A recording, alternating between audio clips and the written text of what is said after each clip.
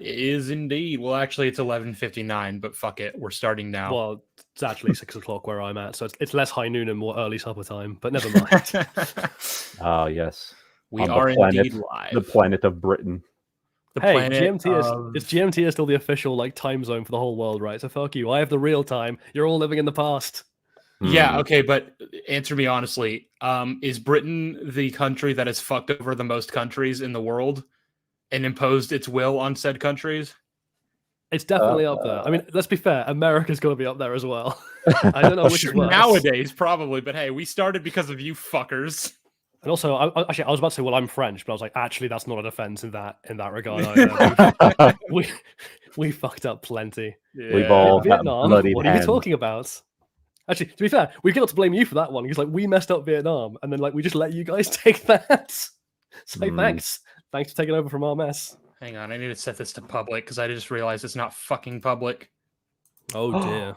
I set up the stream a different way this time because I didn't want to set it to a whatever. It doesn't matter. I just realized that no one was watching, and I was like, "That's weird." We should have had a few people trickle in by now. So hopefully that's dealt with, and if not, then I'm a fool. Well, are there people waiting in the chat, or shall we delay 15 minutes to wait for people to trickle in then? I kind of want to just wait for a little bit just to make sure. And if no one ends up showing up, then I've done something wrong, and I'm just gonna set it up again. Yeah, no biggie. Yeah, that works. Yeah, I mean, we won't get into like the super meaty conversations yet. We got people coming in. There are 7 viewers currently. Okay. Oh my god, a whole 7 people. Wow. I love each and every one of them. They're my friends. They are my children. I will hold them close to my bosom. They're my posse. I'm still not seeing my gang. The stream show up on my channel whenever I reload, which I typically try to have it open. There it is. I don't know why that took so long. Anyway, we got people in here now. You upset the YouTube gods. This is so weird. I'm never setting it up like this again because like I'm seeing people in the chat talking on the actual stream, but when I go into StreamYard, I don't see anyone. How weird. What have I done? Well, what have you done? Anyway, hello everyone who's in the chat. Welcome to the very messy start of the stream. We're going to be talking about world building in Star Wars today because that's not something that's ever been messed up horrifically. The absolute state. The absolute state of this entire sodding franchise. Anyway, I guess the thing to do then is to start off with let's talk about what world building actually is and why it matters. Which I know is something that seems like pretty intuitive to most people, but I think it is worth nailing down just so that no one goes like, well, that's not world building, that's the plot or anything like that. Yeah. Well, do you wanna open it up then, since you kind of already did? All right. You have been volunteered. As tribute. Cool. So yeah, the world building, I guess, is essentially like setting the rules of the game that the story is, right? Like if the story is playing the game, then the world building is like setting up the rules and what pieces there are on the board and how they can move, and basically providing enough context that the audience can build an idea of the stakes of anything going forward, right? As an audience member, like I need to, at least in a vague sense, know that if XYZ happens, I can expect, ABC in response. I need to know that if someone is thrown out of a top level build, a 15th story window, that they will die if they hit the ground. I need to know that if like someone has their head chopped off, that's it, that's curtains. So that's what's on the line when someone goes into battle, say. Otherwise, no one really knows what the story is or where it's going, because you're constantly sitting there being like, I have not a clue what the writer is intending me to interpret out of the scene because I don't have enough information to work with to know. So yeah, that's what world building is in a nutshell. In terms of specifics, sorry, go on. Sorry, go ahead. Okay, well, and what I was going to say is like, I almost see it as like the fundamental foundation from which all the other elements of your story will fall into line as a result of. Like if you don't really nail down, not that every single element of your world needs to be accounted for, from the jump, but you need to really pin down the foundation. You need to pin down the essentials, because without that, I mean, everything else is going to be shaky. You're not going to, your investment and the stakes in the story being told You're just not going to have it if you don't pin that down first. And you know, the thing that's odd to me, especially when it comes to, certain things that we're going to get to later, certain pieces of Star Wars media, I consider it to be like one of the most rewarding elements of the writing process. But it is odd that certain writers out there, I'm not going to name names, they see it almost like a roadblock, as like a thing to be avoided rather than a fundamental element of the process. Yeah, there Yeah. do seem to be quite a few writers who are allergic to world building because they tend to, and it tends to be that almost childish, like, well, I don't want restrictions on anything that I do. Hey, And that's funny you because know, one of said writers is someone who's going to be a subject in today's stream. yeah, that is definitely Mhm. true. And the thing is, like, artistically, I can kind of see where they're coming from. It is frustrating to have someone, at least in your own head, someone else coming in to tell you, like, no, you can't do that. You can't have that thing. That's very irritating. Of course, like, where the skill comes into it and where the craft comes into it is realizing that those restrictions aren't just like arbitrary walls that are between you and what you want. They're meant to be like almost like the scaffolding around which the building is built, right? It's there to support your narrative, not to break it, not to like get in the way of it. And so if you're viewing the very idea of like having structure to your story as a problem, Mm. you're probably not writing a story that is, in any sense, really a story. It's not going to be narratively coherent or logically cohesive. So And this goes into like people in the Star Wars fandom like to have this debate about whether it's more important to maintain canon or whether, like that should be foregone in order to craft this theoretical better story that just wouldn't be possible if you colored within the lines. Like you've got Disney Star Wars fans that'll be like, "Oh, well this breaks canon, but like canon doesn't matter nearly as much as the immediate story that we're trying to tell." And it's like in the yeah, long run, that's really gonna fuck you. So I really don't like that mindset. Right, like well, they, the they've problem, created like they create like a false dichotomy where it's like it That is too. not possible to have both, like it has to be one or the other. Yeah. yeah, and the real problem, I mean, like, again, you both kind of touched on this. Like, the real problem with that is like, it not only does it fuck you in the long term, because like if you're trying to build stakes going forward, it becomes impossible when they could be thrown out by any new writer or even just by the same writer if they just don't fancy it. But it also, if you're going to do that, if you're gonna be like, I just want to tell my story, feel free to do that, but then don't set it in the Star Wars universe, right? The second you've decided to set it in the Star Wars universe, you are already riding off of both the brand name, but also the canon that's come before in order to get audience investment, right? A huge part of the audience's investment is building off of a world they're already familiar with at that point. So if you turn around in your story and go like, well, the story you cared about and the story that brought you to me in the first place, I don't fucking care. It was just a con to get you in through the door. That's obviously going to piss everybody off. And it's obviously going to Yeah. make your story look crap by comparison. Even if it's the greatest story ever told on its own merits, the fact that it doesn't fit with, a larger whole of which it is theoretically supposed to be one part means that it's going to be a compromised story, and it compromises the stories around it as well. Yeah. So like for example, I would say that just in terms of as they are as stories, The Last Jedi is probably a better written movie than Rebel Moon, but at least Rebel Moon is just its own thing. The only thing it really fucks Mm. with is itself and I guess Army of the Dead because they're apparently canon to Oh one god, another. yeah. But like The Last Jedi, while technically better written, it's also set within this franchise where like 7 movies came before it. Um, it doesn't just exist in a vacuum. It's that fucking Kamala Harris quote. You didn't just fall out of a coconut tree. You exist in the context of everything that came before you and everything that is. Well, and Yeah. it's interesting. I think about that sometimes where it's like, I try to imagine, like, put aside all of the prior context you have of all the other Star Wars movies and just pretend for a moment that something like The Last Jedi uh, exists within its own universe, or within the universe of the sequel trilogy on It'd its still own. be shit. Yeah. I mean, it would still suffer from a lot of problems, but there would be certain elements of it where it's like, well, all this prior context we have about Luke Skywalker's character, it's like we don't have any of those considerations. We just take it at face value. It's like, okay, it seems like Ben Solo's uncle was a bit of a dick. I don't know, like, because he would just be this guy, this new guy that we've never heard of before, Luke Skywalker. So we just take it as it is. Yeah. Yeah. On a kind of similar note, I guess again, while we're dealing with the idea of world building and the abstract, there's that Filoni quote, which I think Sam Witwer brought up in an anecdote, right? Where he's like, Sam Witwer was asked to do a voice for a Darth Maul story, where he was like, "Oh, this breaks canon. This isn't consistent with another story I was asked to do." And he phoned up Dave Filoni, and Filoni was like, "Oh, just don't worry about it. Like, it's they're all campfire stories. Like in some stories, Ahsoka's like." Yeah, in some tellings, Ahsoka's lightsabers were blue in the story, and in another telling, it was of the same story they were green. It doesn't really matter. It just adds flavor by making it seem like these are all stories that we're hearing secondhand. That these are myths and legends that we're hearing secondhand and are slightly like changed in the telling. And the thing is, as an idea for a shared universe, that's not inherently broken. So Mad Max and the Mad Max franchise, I think, is a really good example of how to do that. Where every film, the audience goes in on the understanding that like these, we're not watching literal events. We're watching a story being told to us by someone around a campfire of this guy Max who at some point did X, Y, Z, right?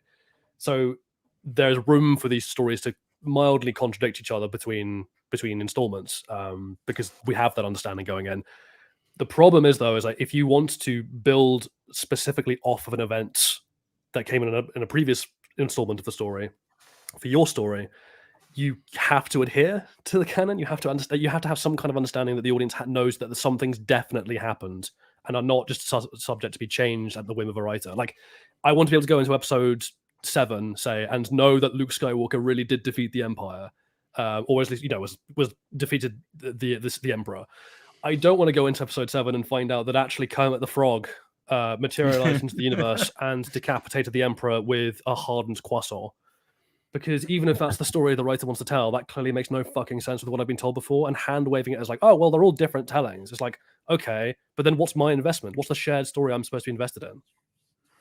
Well, like again, that's why I say it doesn't work for you in the long run, because then you're like, well, I mean, like you're like someone might be telling a current story that doesn't apparently have to strictly adhere to any like term of canon, but like I have no way of investing in it now because it's like, well, this will be a story for now. But then later on, someone else is going to tell a different story, and this is just no longer even going to be a factor. The events of this are meaningless, essentially, in the grand scheme of it. Yeah, like it's a very God, yeah, Dark Disciple. Yeah, it's a very short-term mentality. It's a very short-term goal. Whenever you have the quote-unquote campfire story mentality, and a lot of the people who make these arguments like to say, that Star Wars has a future, and it's like you can't say that Star Wars has a future and then also not give a fuck about the future. What? You can't have a future without a past, and if there is no past and no agreement about what the past is, then what the hell is the future supposed to be? Well, as an interesting sort of thought experiment, I mean, if neither of you are able to come up with an example, like just this moment, that's fine. I'm also interested to see like what the chat could come up with. Can you think of an example of a story that has poor world building, but still solid character work and a solid plot? Like, can you think of anything like that? I mean, I personally am drawing a blank. I can't think of any, but that's why I'm just kind of posing the question as just kind of a fun little experiment. World building, because there are movies that I can think of. There's that, yeah, because that's the thing is like I can think of a lot of stories where like there's good characterization and a weak plot, but like typically the world building will be fine. I mean, I see it a lot in like adult animation. So Owl House would be one of these examples. I think most superhero animation stuff is this. Actually, I'd argue Invincible kind of is this as well.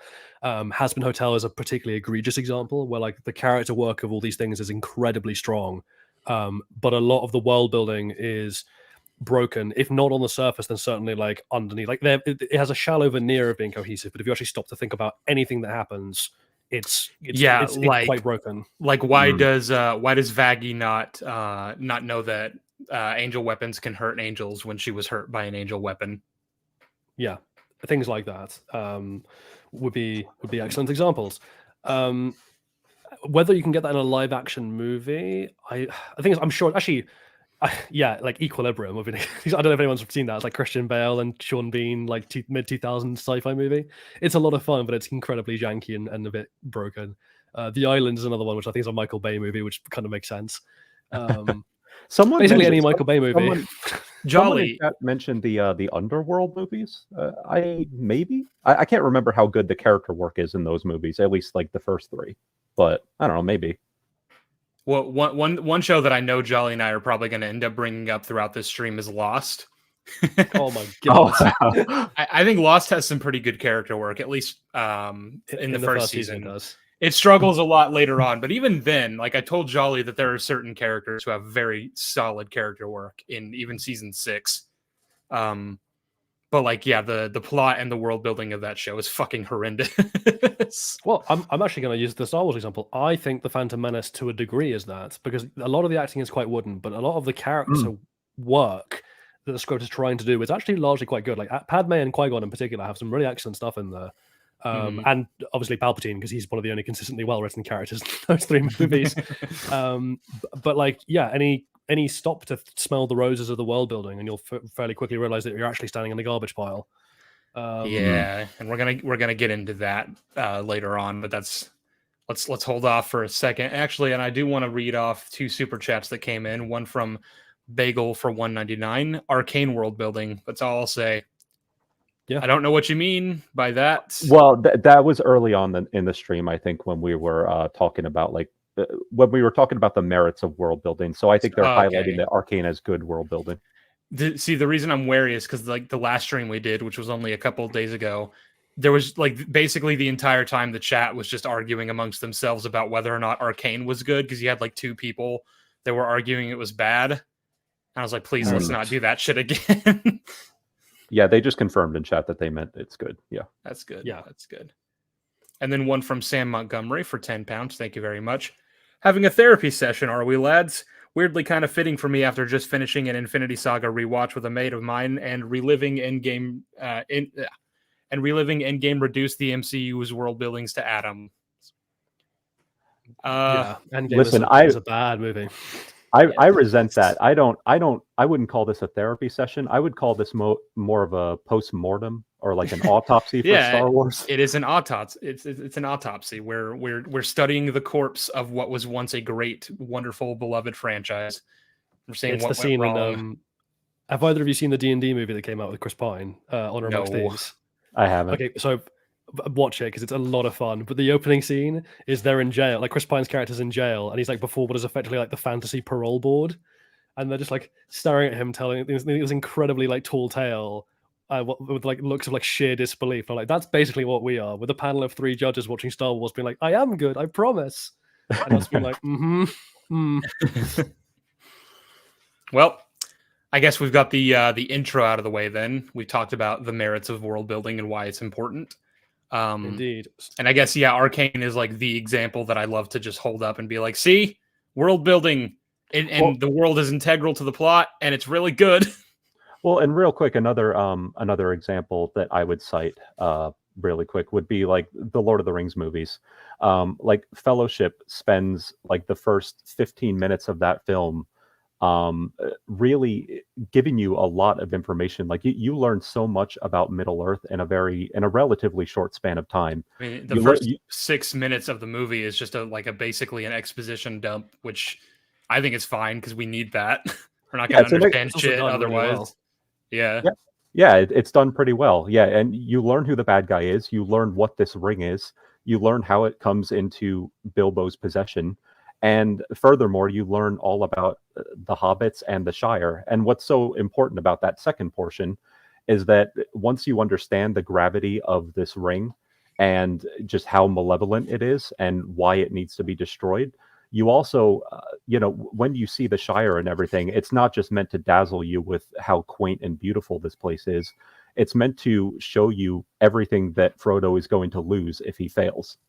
So okay, but Odrin, just to clarify here, what if hypothetically I wanted to tell a story set after the Lord of the Rings films where Frodo still has the ring and it has corrupted him, and all is lost and Sauron is won, and the race of men and elves and dwarves and all of them have all perished and everything sucks. And I wanted to say that they're part of the same continuity vaguely, but they're all campfire stories, and that none of them we're hearing secondhand accounts of these stories, so they don't necessarily need to connect. Oh yeah, and Aragorn has given up on being king. He's given up. Who the fuck is Aragorn? He's not even in this story. Who's Aragorn? Yeah, actually, Faramir was king. I'll tell you what, Chief. If you did that, I would very calmly and carefully and with great love lock you in a rubber room and visit you on weekends in between intensive courses of shock therapy to correct the horrific imbalance in your brain. That's what I would do. That would be mean, and I wouldn't appreciate it. You would deserve it, though. You'd be a vegetable, so you wouldn't have a say. EU world building on top. The EU world building is pretty inconsistent. I'm not going to lie. Like it's got a lot of issues. The Clone Wars fucks with it way more than like if you exclude the Clone Wars, then it's a lot better. Like there's a lot more to work with there, but there's still a lot of issues. Abeloth. Yeah, which we're not even going to get into because we're talking about current Star Wars and the canon therein. But one more super chat from Sam Montgomery for £5, and then we can finally move on. Okay. After my rewatch, I think a lot of the MCU before Endgame is a good example of weak world building and plotting, but decent characters. I'd say so. Yeah, because you typically have issues with stuff. You know, like where is Tony during the entirety of the Winter Soldier, or where's Cap during Iron Man 3? Would they not have a vested interest in the current conflicts? Yeah. Endgame also has a problem of like some characters are handled quite well, but at the expense of others. So, for example, like Iron Man and Captain America get pretty good send-offs, other than maybe like Captain America's ending being slightly out of character for him. Yeah. But Fat Thor and Rhodey, of all people, like mocking his PTSD the whole way through the movie is so incongruent. And Rhodey's a Skrull, so that's like now he's a Skrull. Like, I don't care. I don't fucking care. Yeah, they wrote that with the intent that he was Rhodey, and I don't like that. Yeah, and like even if that is the case, like wow, that Skrull was really bad at his job, and none of his friends noticed that he was wildly out of character. I'm just imagining like at one point Tony pulls him aside. He's like, "Are you okay? Like what's going on, buddy?" Well, unfortunately, Tony was joining in by calling him Big Lebowski and stuff like that. And I'm like, come on, guys, like come on. How did we square away the fact that Lebowski was played by Jeff Bridges, who also played Obadiah Stane?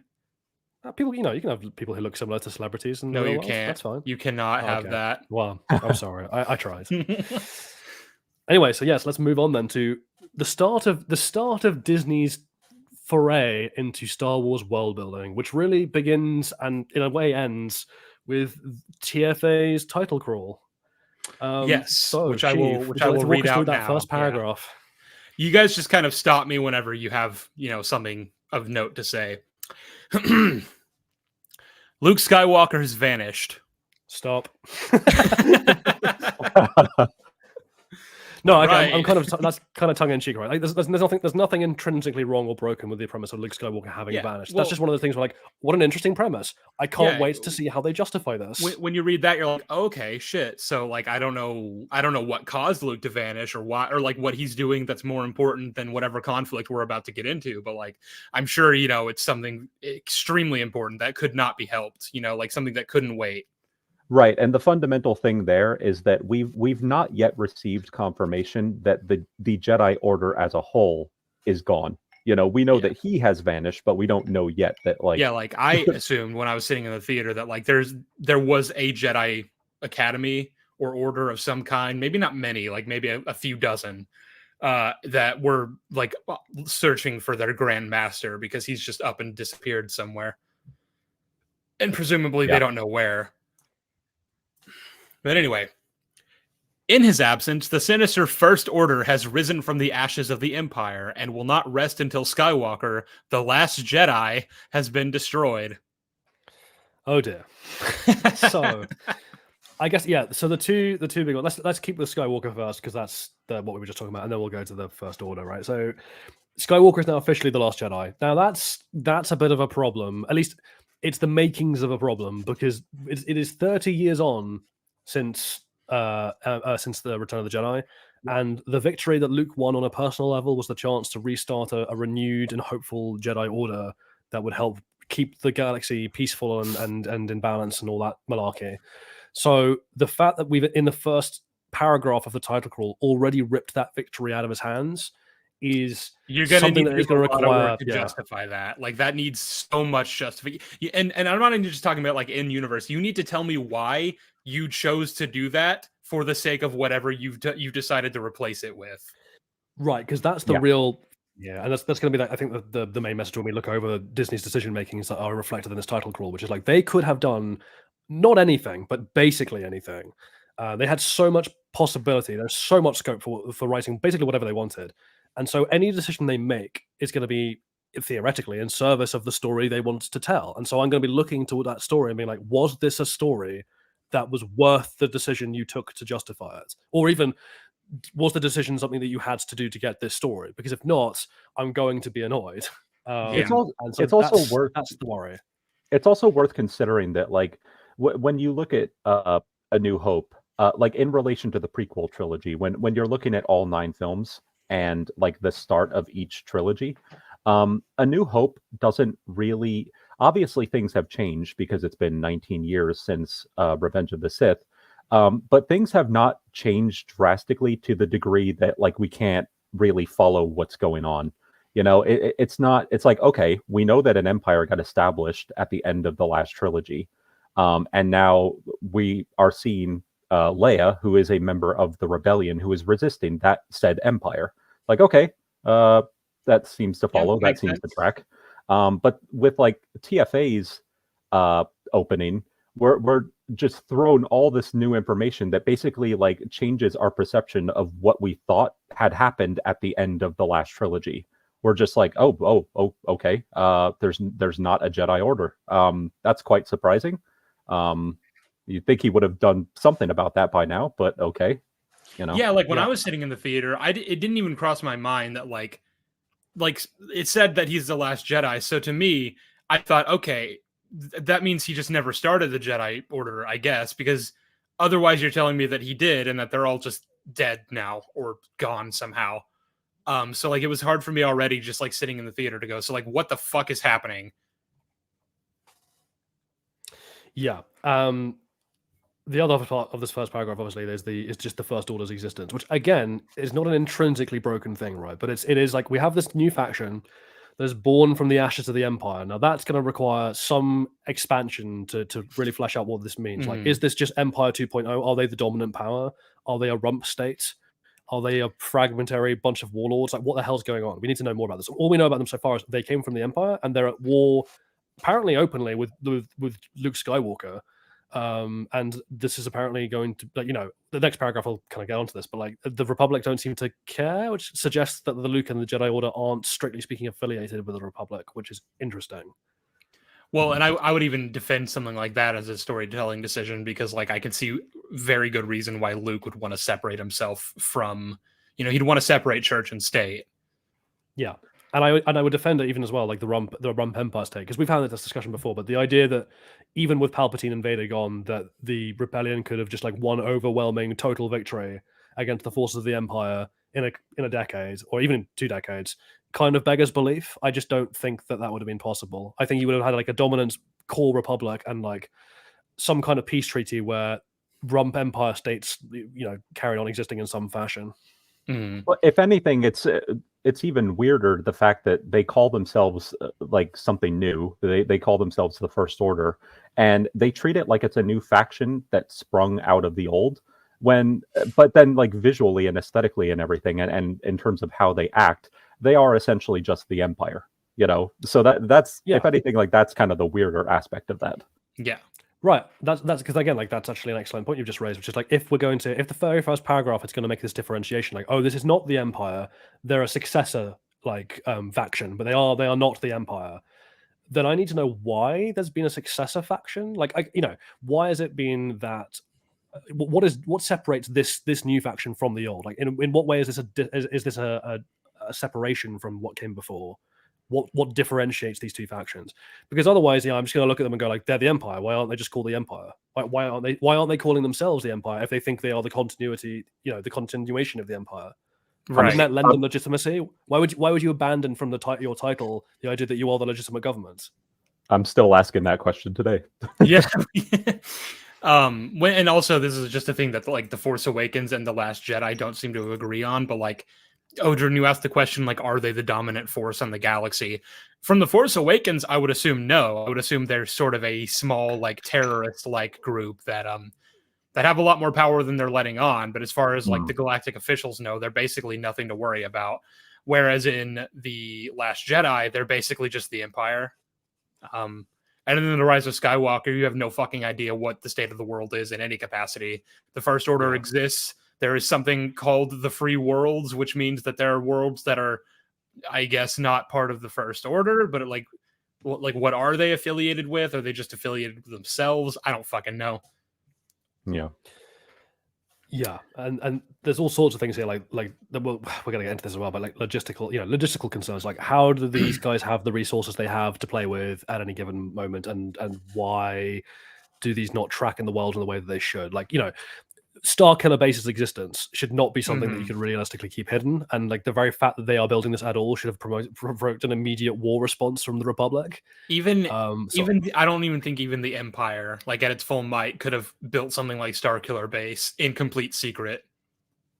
It's completely like 180 from what you would expect. I mean, you mentioned before that you would expect it to almost be like a splinter faction with limited resources, which honestly, I think would have made this would have been a trilogy very lot more interesting conflict. Yeah. But instead, it's like they, at least militarily, maybe not in terms of like government and everything, but militarily, they seem to surpass the Empire. Maybe, I don't know. Well, there's a motive behind why all these decisions were made that we'll get to, I guess, at the end of the title crawl. But it is a business decision, not a creative one. So we will get to that when we get to that. But I will carry on then. Or actually, there was another super chat I wanted to go ahead and read out first, just real quick. Sold all my sequel merches the other day. EU Luke, superior. Yep, I agree. Solely on the basis that he's at least a good character for a lot of it. Anyway. Well, now you can afford more Nicki Minaj merch. Yes. Anyway, didn't she use AI art? Anyway, so I'm I don't know. I was about to say, let's not get into that right now. With the support of the Republic, General Leia Organa leads a brave resistance. She is desperate to find her brother Luke and gain his help in restoring peace and justice to the galaxy. A few things. The resistance is being supported by the Republic, but seems to be a separate faction from the Republic. That's the first thing that's immediately worthy of note. Yeah. Because unless by the title crawl they mean they are like just essentially the Republic military, but that's not what, of course, we then end up learning in the film. They're entirely separate entities. Also, the very concept of being called a resistance, like, how are you the resistance if you're the ruling power? What are you like? That is a very weird way of describing sticking it to the man. Well, you know what I love? You know what I love about that? The fact that they're called the resistance. I love how preemptive it is. Like the fact that the writers like created Leia's faction, the faction that she split off from the Republic and created. She called it the resistance. It's so preemptive. The writers almost like knew. I mean, we obviously know that they knew ahead of time that the New Republic was going to get destroyed very quickly, and so but it doesn't make sense in universe why Leia would like call it that. It's it's almost like resisting the First Order. But like, why would they be called that in any kind of official capacity? I mean, this is the kind of thing. Like, just look at any kind of resistance movement across the world. Like, whether like an actual like a superior force like America's army, resisting terror, say, versus like an actual like insurgency resisting a larger oppressor. They don't call themselves resistances or even rebellions. Like, rebellion's an informal term, right? So like even the rebellion in Star Wars wasn't the called rebellion the is rebellion. called the Alliance to Restore the Republic. Yeah, and the Irish Republican Army would be an example, or the provisional government forces, or things like that, or how you tend to label it. And in the case of like, if you are the ruling power and you are resisting, let's say, like terror, you call those terror forces the anti-terror forces, or the counterinsurgency forces. You don't legitimize your enemy by implying that they are the ruling power that you are resisting. Yeah, it's a good point. Yeah. What I think is even funnier, though, of course, is that The Last Jedi just jumped the shark and started calling them the Rebellion. Oh, God. Yeah. You're just like, I know that that's what you guys are trying to do. You could have at least continued to lie to me about it. I'm just picturing that Rian Johnson had no idea that they were called the First Order and the Resistance. He just saw their aesthetic, and I don't blame him. It's like he just saw their aesthetic and just assumed like, oh, they're just the Rebellion of the Empire. I mean, one of my I jokes, like with The Last Jedi, was like, "Oh, so he just didn't see The Force Awakens, did he? He didn't watch it." Yeah. I do have two further questions about this second paragraph. The first is like the kind of follow on from the Luke Skywalker's vanished thing, which is like, okay, so Leia doesn't know where Luke is. So wherever Luke has vanished to, this isn't like some secret mission that his close friends know about. Like, no, he's really like no one knows where he is. That's really interesting. I So hope we get again, more on that. I will reinforce whatever he's doing must be very fucking important and couldn't wait. Yeah, or he has to be trapped somewhere or something like that. You know, or being like held prisoner somehow, some way. I don't fucking know. But also the other thing is like this title crawl immediately sets up what the entire movie is about, which is that for whatever reason, the factions that exist believe that Luke Skywalker just by himself will be the make or break point for whether like who wins the war, essentially. Like, which is bizarre. The First Order want him gone because he's like the only legitimate threat to them, apparently. And the Resistance want him because he's the only legitimate threat to the First Order, apparently. Well, even things like, you know, she wants Luke's help in restoring peace and justice to the galaxy. Like, correct me if I'm wrong, but the ruling power of the majority of the galaxy is the Republic. So is peace and justice not the general state of affairs? That's just like, what do you mean? And that's something I wanted to bring up. I mean, obviously, we don't get a whole lot of information on the specifics of these factions right now, but the very concept of Leia having formed a resistance, it means one of two things. Either she got kicked out of the Republic for whatever reason, despite the fact that they still support her, or the fact that she founded the Republic. Yeah, exactly. Yeah, I mean, she obviously would have played a role in their foundation. Or the New Republic was so inept and incompetent when it comes to combating the First Order that she just had to split off and create her own thing. Either way, like that's not a good like look. And either way, these are questions that demand answers. Like, why would if the Republic is incompetent, why is it incompetent? Given that our heroes were instrumental in its creation, are we saying that they're incompetent? And also, like you kind of just brought this up, Odrin, but like, if the Republic supports the Resistance, then why do they not just have why are they not just one faction? Why is the Resistance not just a branch of the military? Why are they not just the Republic military?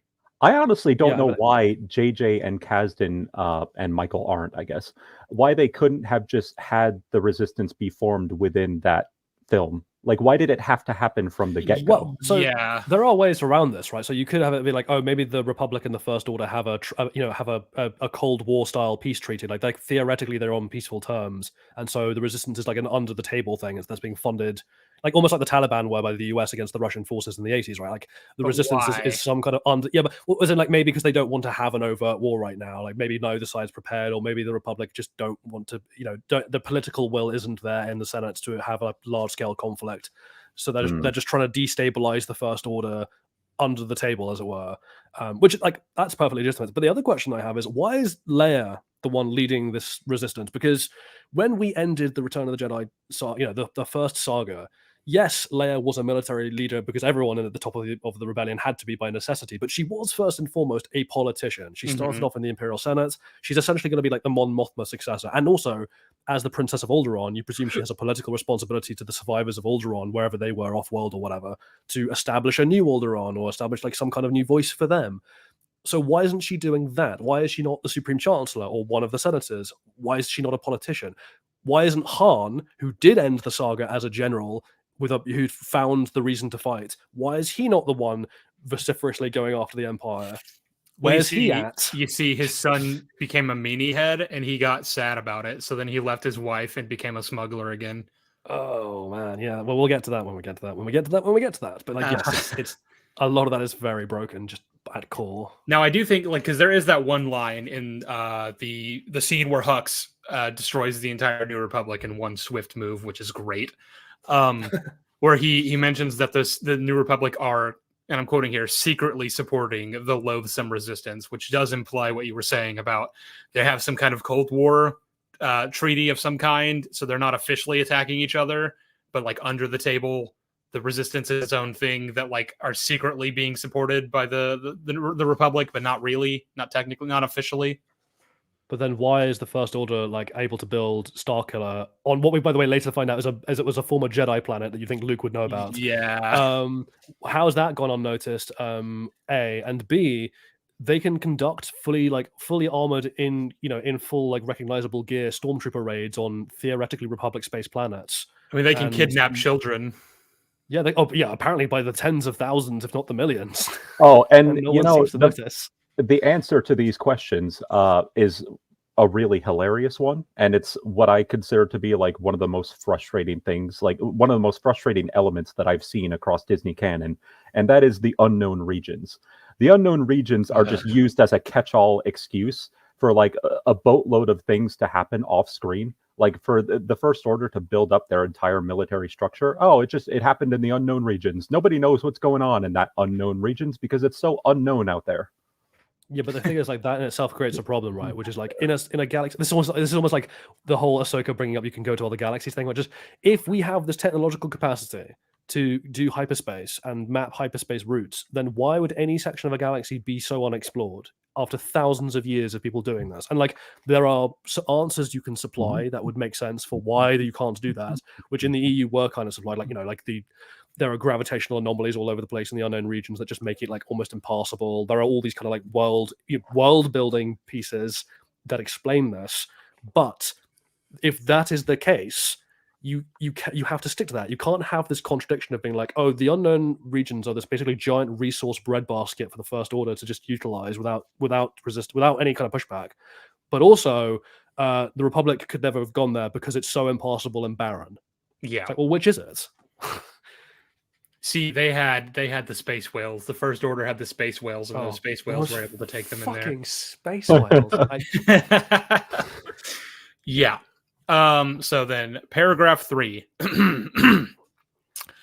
Leia has sent her most daring pilot on a secret mission to Jakku, where an old ally has discovered a clue to Luke's whereabouts.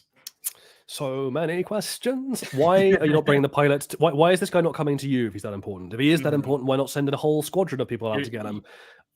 Send a whole squadron, bring him to the Resistance base, and have him under fucking lock and key. Yeah, and also, why is this mission secret? From who? Like, you are being supported by the Republic. Wouldn't it be good for the Republic to go and get Luke Skywalker? Are they not on good terms with each other? That's interesting. Why might that be the case? Are we going to get any answer to any of these questions?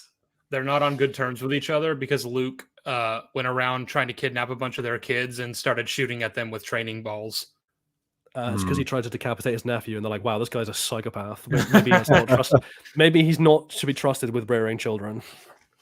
Yeah, it just seems like one of those things where it's like, oh, they're on good terms when we need them to be, but they're on shitty terms when we also need them to be. You know, like I don't know. Well, I don't know. We have literally no basis for what Luke's relationship is with the New Republic in this trilogy. Yeah, that's kind of my point, right? It's like we touched on this earlier when we were talking about world building the abstract, which is like you cannot world build everything to every fine detail. It's just not feasible in terms of like the time you have to tell a story, or even just holding your audience's interest to constantly be lore dumping on them.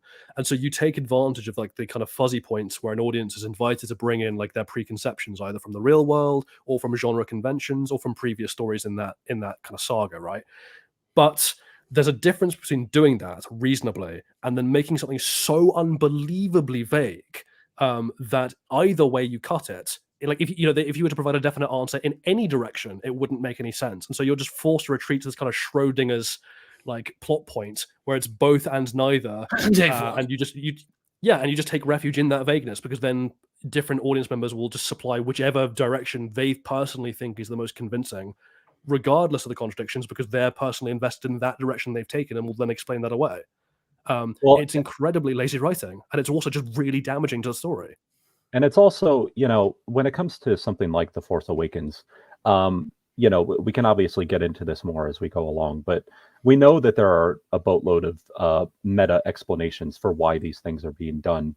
And, when it comes to just the lack of clear explanation or the lack of clarity on any of these factions, it does feel like there was some sort of overcompensation to avoid the prequels. But what's so odd about that is that seemed to result in almost avoiding world building entirely. I mean, that's not to say that there's zero world building in The Force Awakens, but the fact that they would avoid such like pivotal questions like this, it just seemed like a massive overreaction to what they thought were the problems people had with the prequel trilogy. Yeah. Right, and that comes down to like the meta reasons a storyteller is doing something. Because like here's the thing, like there's nothing wrong with having like with like in a kind of vague sense appealing to meta reasons, because every storyteller has a meta reason they took a storytelling decision, which is to tell the story they wanted to tell, right? They wanted to tell an audience something and they built the story they thought would best do that. That's always like the meta reasoning. Or at least it should be when you're doing it for the story reasons. So the question we have for like Disney at this point is like, we have this title crawl, we have these decisions, and however vague they might be at this point, for what they've done in this 30-year interlude and why. For what they've done in this 30-year interlude. So now we need to know the why. Like, why is this what you want? What is the story you're trying to tell here? Like, what is the point of all this that you're channeling your audience towards? And the thing is, in the case of Disney, we know why they did this. The chat's already kind of like, some people in the chat have already kind of touched on this, and we've kind of touched on this, which is like, this is not being done for a storytelling reason. This is being done because they wanted to have a return to a status quo, because people recognize the status quo from nostalgia, and they think that would be the best selling option, right? They wanted to make the most money, therefore a return to the status quo that everyone knew and loved was the best way of jangling the nostalgia keys to get people to dip into their wallets and buy stuff. So that's what they did. It's two-pronged, and you're both on point here, because yes, they are doing this because they want to make it extremely similar to The Force Awakens in every capacity. You want Han and Chewie to be back as smugglers doing their smuggler thing, because that's what we knew them as in Episode 4. Did you mean A New Hope? Is that not what I said? You said The Force Awakens, but yeah, we know what you meant. Well, they're the same movie, so you know. Yeah, exactly. But yeah, and that is the reason that they're doing it this way. However, there is also the fact, you know, the shame that they had for the prequel trilogy that Odrin kind of touched on is very, very prevalent and noticeable in this movie. And it's just though, is that what a creative decision or a financial one? Because like the reason they didn't want to touch on the prequels originally was that, like, oh, people didn't like those, so they won't buy stuff if we do. Well, that's what I'm saying. It's a meta reason in the same sense that it was a meta reason that they decided to make The Force Awakens like A New Hope. They know that the fans didn't like the prequels, and a lot of the reasons why, thanks to fucking people like RLM, is people were mad about things like political world building and like showing us Senate proceedings and showing us like the inner workings of the corporate alliances and their relationship to the Republic, and like actually bothering to establish the state of the galaxy as it is and how the characters can interact with it. So they were like, nope, we're not going to fucking do that. The New Republic is this nebulous thing that kind of just consists of these 5 planets over here. And if you blow them up, the New Republic is just gone, because that's all the New Republic is. Don't worry about them. They also are tangentially related to this resistance thing. And like technically they're on the same side, but we're not even going to touch on the nature of their relationship. And then there's also this proto empire over here, and it's kind of doing its own thing. And it's amassed all these resources somehow, even though it's not possible that they could have with the information that we have and that we're giving you, the audience. But we're not going to tell you about that because we're afraid you're going to get bored and say our movie's bad. So nope, we're not going to touch on any of that. Nope. That's the thing, right? Like the entire creative process of these, if it could even be called that, for these movies, these sequel trilogy films, was actually, to be fair to Rian Johnson, he was actually trying to do something creatively, just badly. So I'll actually excuse him from this. But certainly on Disney's end, and certainly on J.J. Abrams' end, this is very much just like, we are going to provide a purposefully thin plot, because A, it is too much effort to do anything else. B, we want to have the world as it was, and going into detail would make that impossible.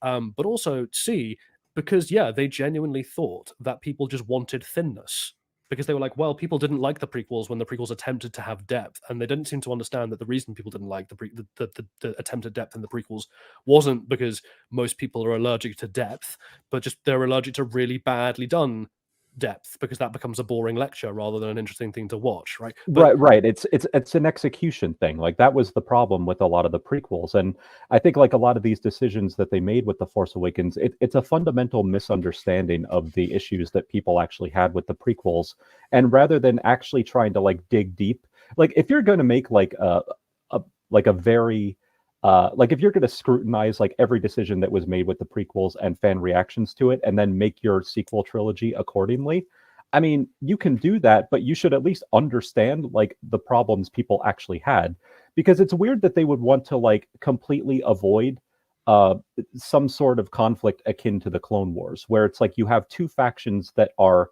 relatively evenly sized, like basically battling over control for the galaxy. for some reason, rather than doing something like that, they decided that they wanted to go back to like a rebel underdog faction going up against the Empire. But it's like people didn't really like inherently have a problem with the idea of like the CIS and the Republic battling it out. Yes, You but know what like I mean? Like the thing is that I can even though this is like emblematic of like people who don't know what they're doing being in charge of this franchise, like to an extent I can sympathize with people like Disney and like JJ Abrams thinking that that's why people didn't like the prequels on a very surface level, because a lot of them seem to only like engage with the prequels on a surface level. You'll have your Plinkets and you'll have your, you know, your cosmonauts and whoever else who criticize the prequels, and like, you know, they could have criticized them by saying it tried to be depth you know, depth filled, you know, it tried to be like a profoundly complex and interesting story with a lot of different, like, you know, like world building, the politics and things like that. And then it fell flat on its face because it did a bad job of it. But instead, all they did was go, they had politics in it and like trade disputes, and that was boring. So then what does Disney have to work with there? They're looking at that and they're like, oh, then let's just not do that then, because that seems to be what turned everyone else off. avoid the political landscape entirely. Yep. To be fair, a lot of people were doing like, I just want more shooty boom boom magic sticks. And you're like, okay. Yeah. I guess the reason this matters, and this is to address a comment I saw in the chat a while back that I didn't address at the time as well, which is like, why bother talking about this? Like, because, you know, I understand like this stream isn't really about Star Wars in specifically. I mean, we're using that as the crux example, but that's not really the point of the stream. Like, it's been rehashed to death all the ways in which the world breaking of Star Wars is kind of fundamentally fucked, and we're going to be doing more of that in the stream. But the point of that is not to be like, look how bad Star Wars is. The point of that is to draw people's attention to why it matters for the long-term health of a franchise to have well-done world building, to have that depth.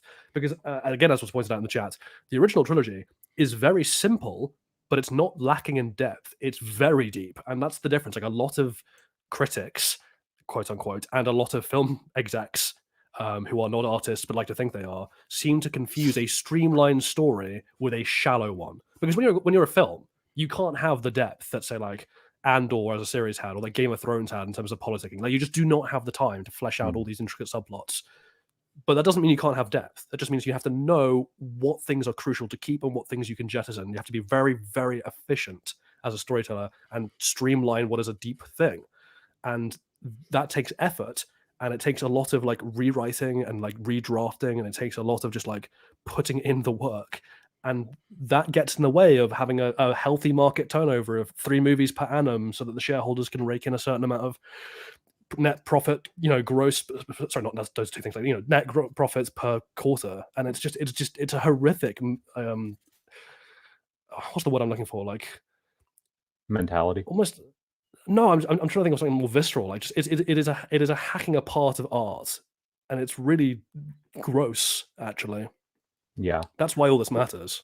Well, and what's interesting when it comes to something like The Force Awakens, you know, I mentioned earlier that it's not like the film is entirely devoid of it, but a lot of the time, what little we get, it doesn't really inform the grand scheme. It doesn't inform the big picture. It'll be very, very small scale and self-contained. Like, there is one scene or one shot that I like during the Millennium Falcon chase.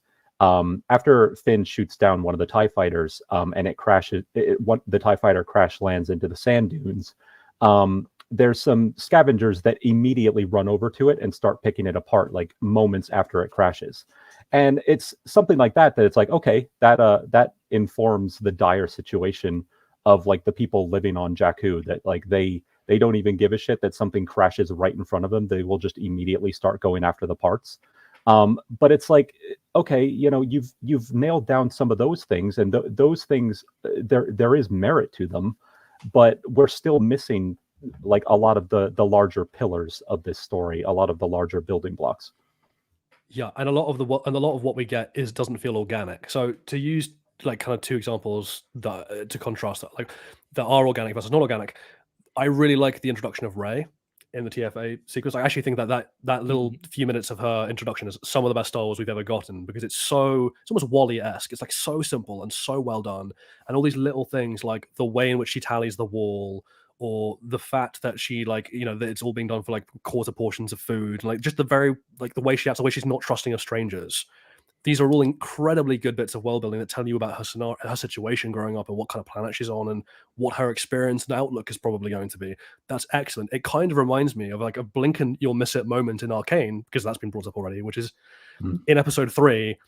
When it's all the shit's all going down towards the end, and Vi is screaming at Jinx, and hits her. There's a bit where Vi like again moves towards her, and Jinx like flinches.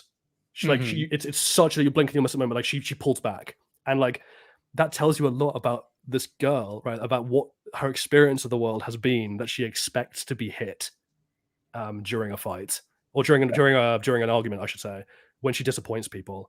That's really telling. That informs so much of her characterization going forward. Just that little moment, and even if you don't catch it consciously, you will catch it subconsciously. But then you compare that, say, to The Last Jedi's attempt to tell you that like child labor is bad and that war profiteers are bad, where it's like really ham-fisted, and they're just like, look how like they will literally have a character almost turn to the screen and be like, slavery is bad. They're like, yes. 9/11. Oh my God. Wow.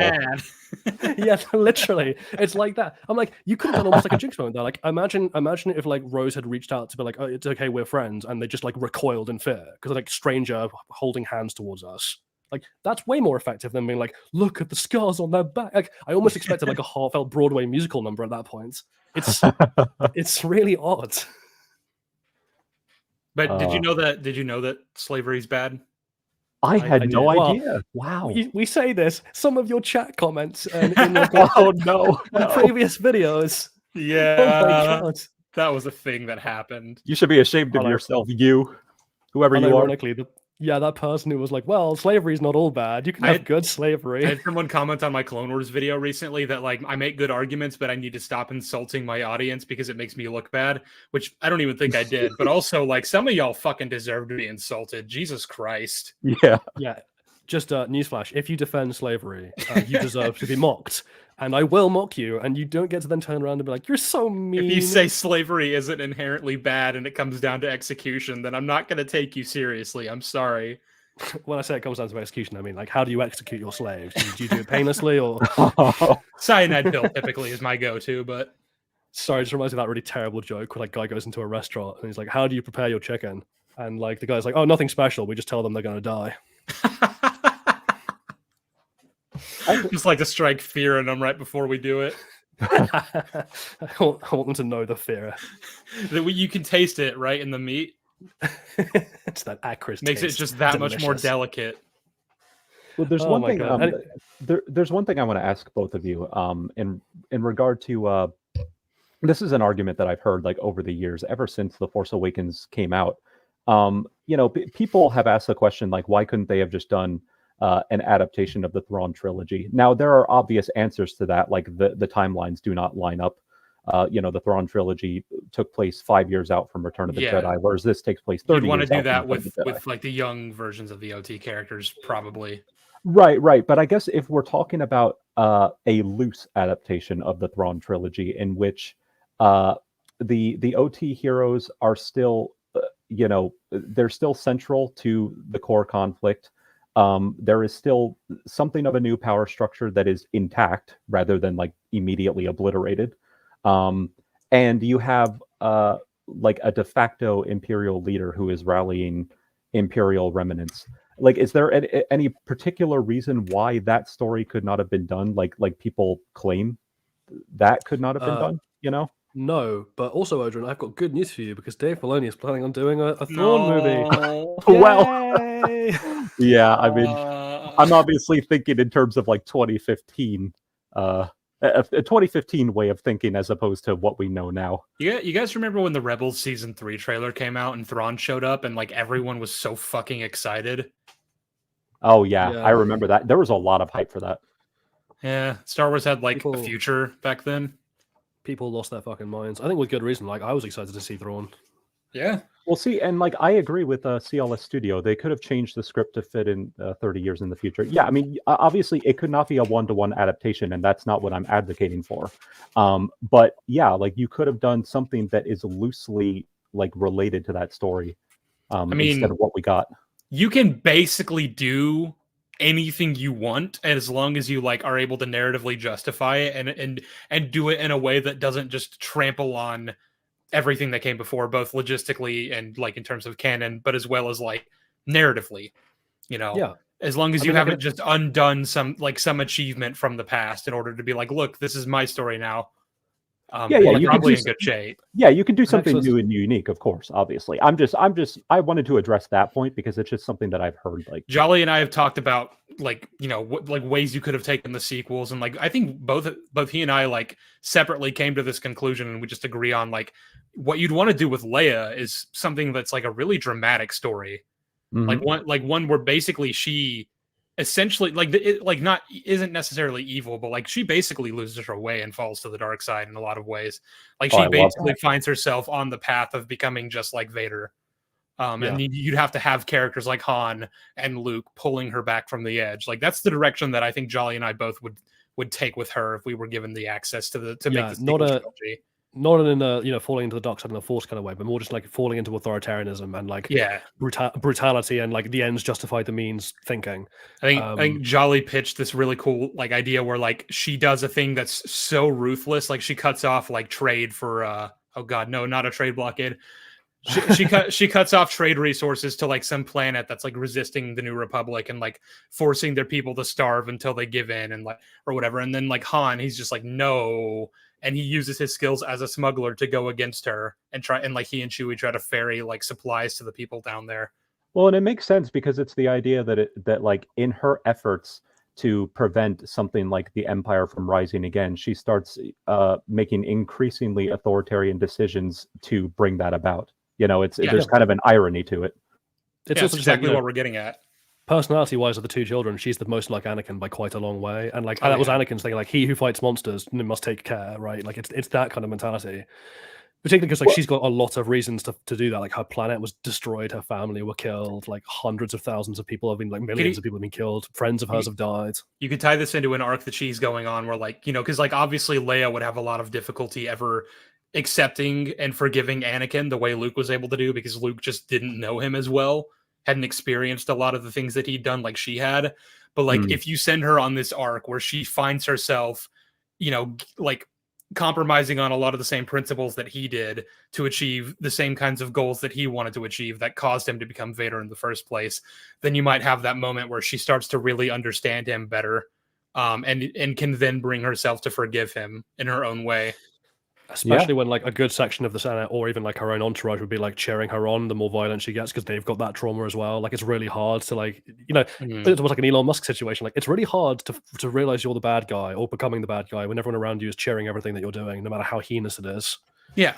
Like me, I'm a grifter, but you guys don't ever call me out on it. But also like on the subject of like to go back a little bit of ways, like why this all matters again to the you know, why keeping some kind of sense of continuity matters for a story. Like in The Last Jedi, we have this kind of feeling of like, oh, you know, the slave children apparently existed on Canto Bight, you know, well into the New Republic were apparently tolerating that. That was apparently fine by them. They didn't give a shit. And that was in New Republic space. And then this title call in TFA is like, you know, apparently we don't have peace and justice. Apparently Leia's trying to restore it. And I'm like, okay, but that's the truth.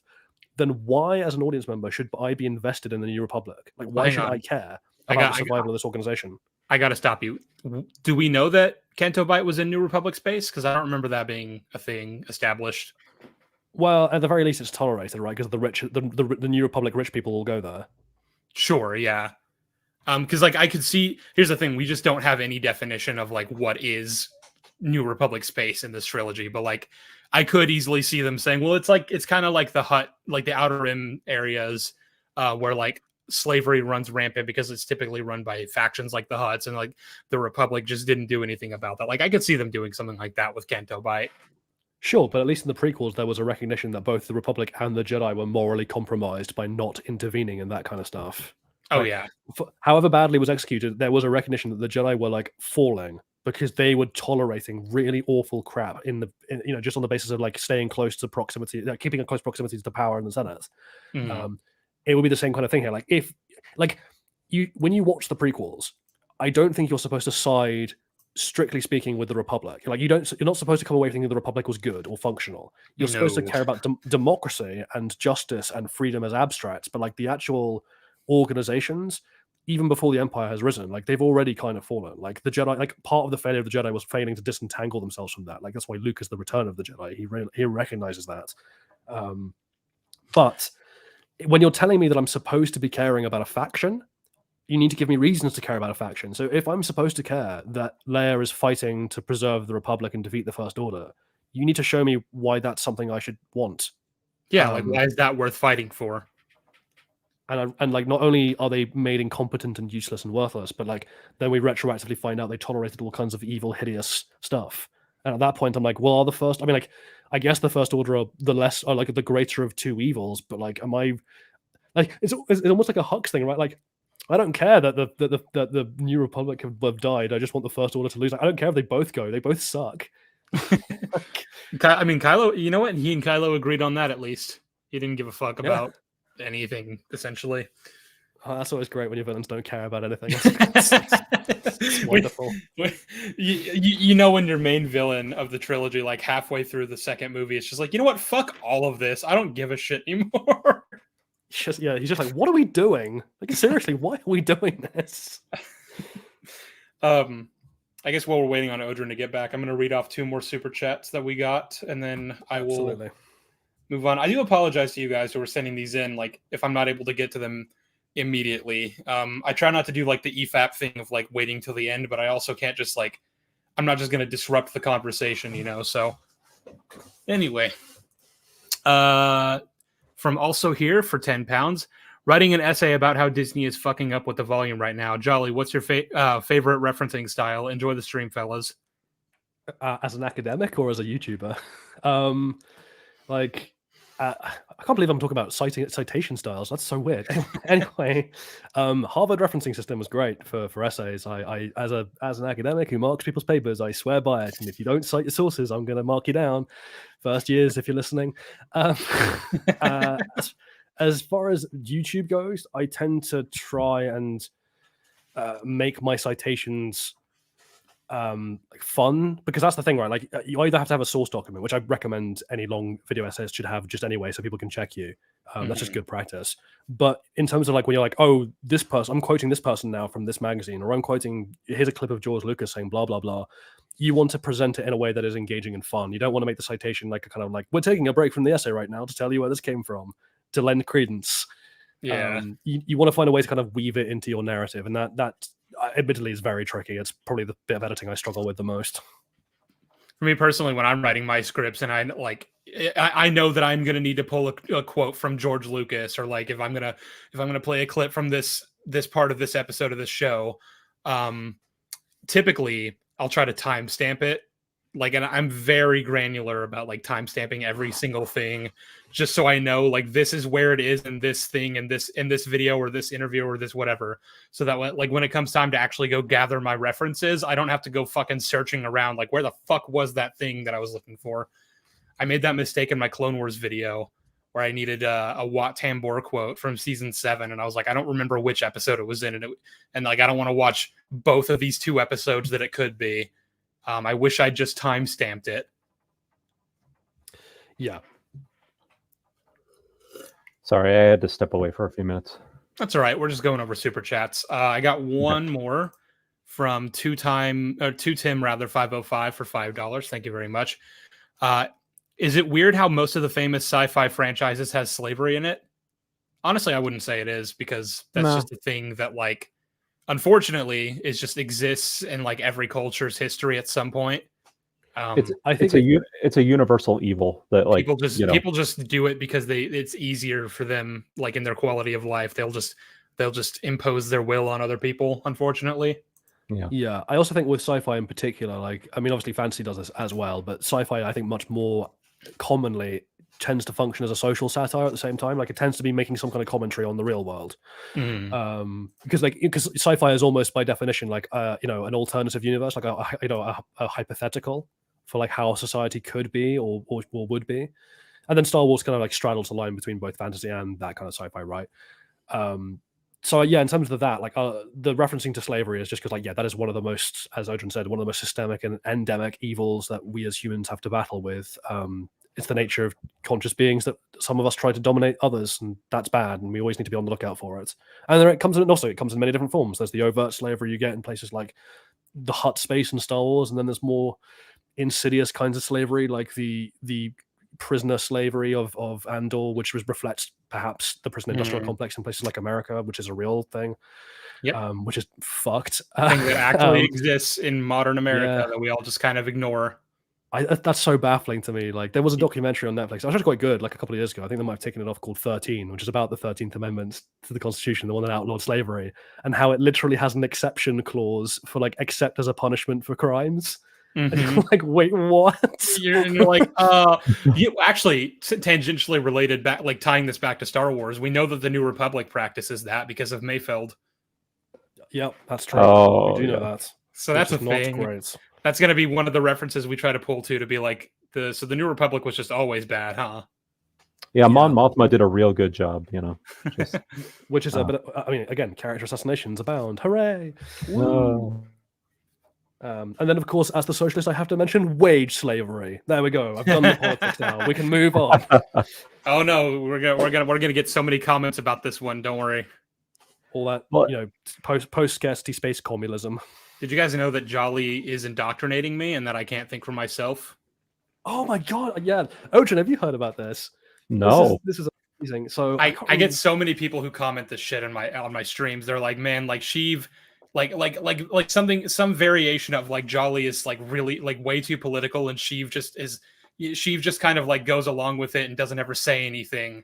And like or like if I do agree with him on something he says that's like politically driven, they're like, oh, Jolly got to Sheev and like twisted his mind, and I'm like, you guys know I can form my own opinions, right? Like that's allowed. Jolly, you are Micah and Sheev is Dutch. You're whispering in his ear, you're influencing all his bad decisions. Like she's just walking around with like, I have a plan, boys. I promise I have a plan. A goddamn plan. You know how Andrew is Sheev's puppet? So like it's that meme with like the puppeteer, and then he's being puppeted by someone else, and then he's being puppeted by someone else. But it's just Andrew, and then me, and then Jolly. Just have a little goddamn faith, Arthur. Also, for those who haven't played it, RDR1 and RDR2, masterpieces of story. I love those fucking games. They're great.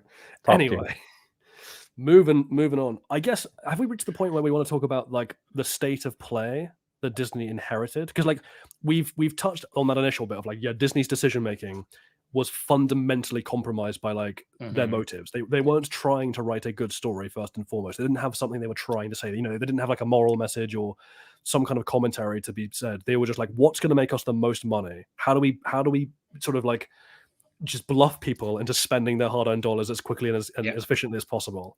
And that's bad, but it is worth talking about how they inherited. We're not entirely unsympathetic to their to what they inherited, because it's not exactly like Star Wars was untainted going into the Disney era. And anyone who's watched my Clone Wars videos probably already knows where this is going. But I do want to tie it back to specifically the Phantom Menace, because it really does go hand in hand, these things that we're about to get into. So how do you want to start this? I guess, I mean, let's do the very brief thing, because obviously like you're doing your video on this and I'm doing a monster video on like a 3-hour video just on the Force as a part of my Ahsoka breakdown. But it is worth touching on it because it is the foundation, which is like how George handled the Force in the prequels versus how it had been portrayed in the original movies, and why that laid a lot of groundwork for what fuckery came next. Are we talking specifically about like the nature of balance in the Force, that kind of thing? Well, that's one of the two things, but also the idea of the Force having a will is another one that was very damaging.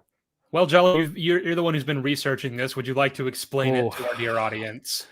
Okay, so the very Cliff Notes version, and again, I encourage you to watch Sheev's, I'm sure will be excellent video, and my hopefully competent video when that comes out on this, because it'll be more detailed. But in the OT, the Force, loosely speaking, was based on a kind of combination of like Taoism and Buddhism and a lot of Eastern Asian philosophies, which are like at their core, just axiomatically quite different to a lot of the way Western religions are set up in terms of their thinking.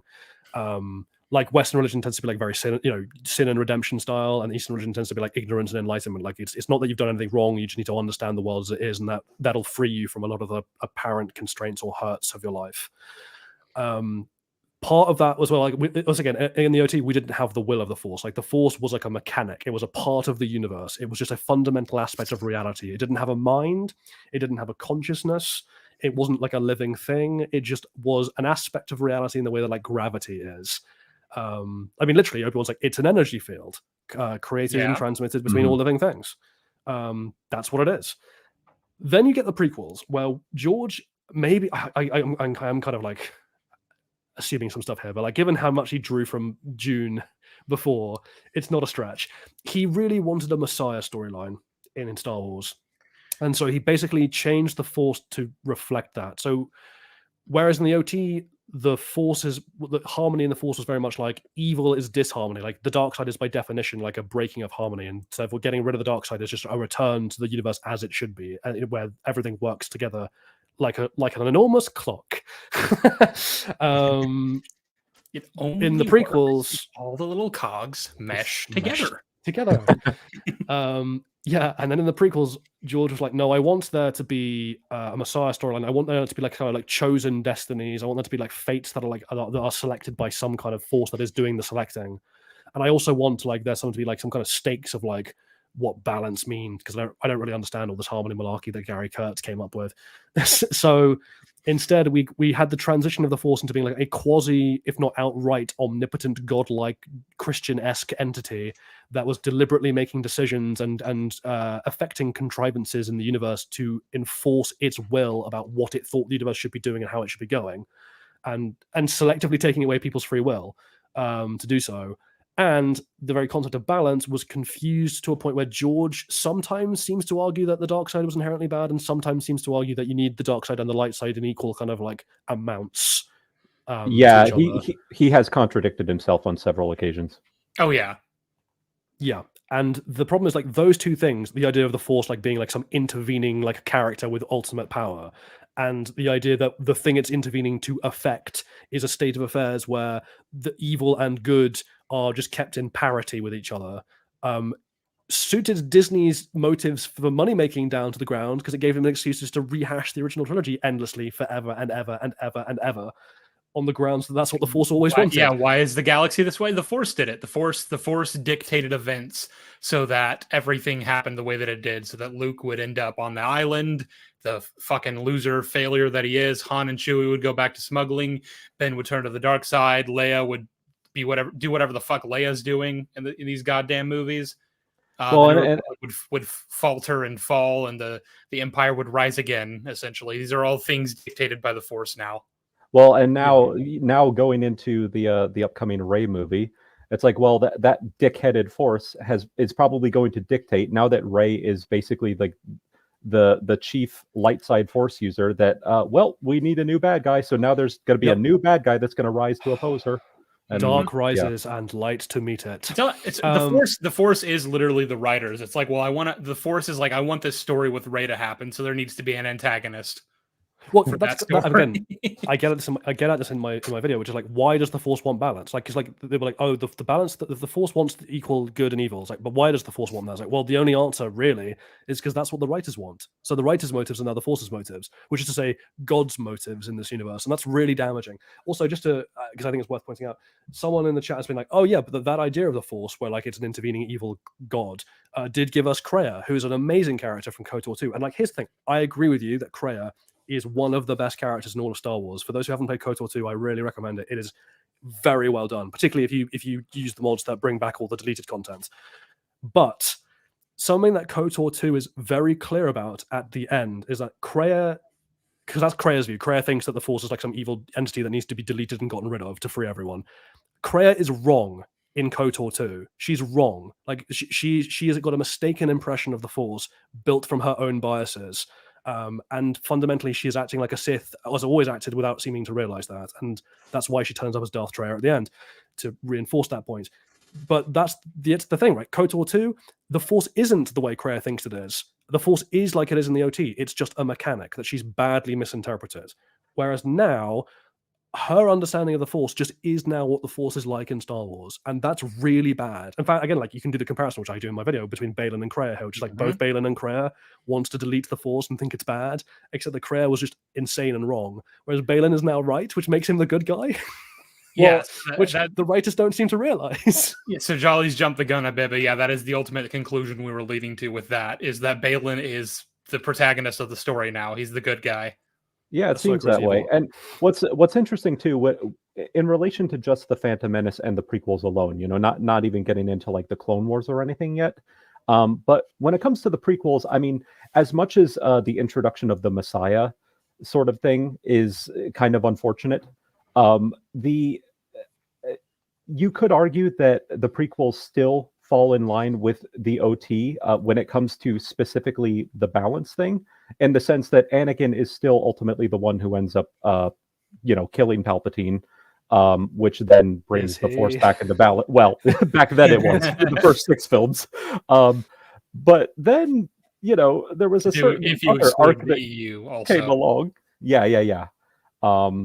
But the thing is, like, you brought this up, I think, before the stream even started, or maybe at the beginning of the stream, but like, when you introduce terrible concepts like this, you open the doors for hack writers to come along and be like, and then make something even worse than already existed from the Phantom Menace. Absolutely. Because here's the thing, I am not trashing, and again, I make this clear in my video, I am not trashing the idea as a writer that you can never have a story with an omnipotent god in it. Like, you can absolutely do that, and you can have an excellent written story when you do that.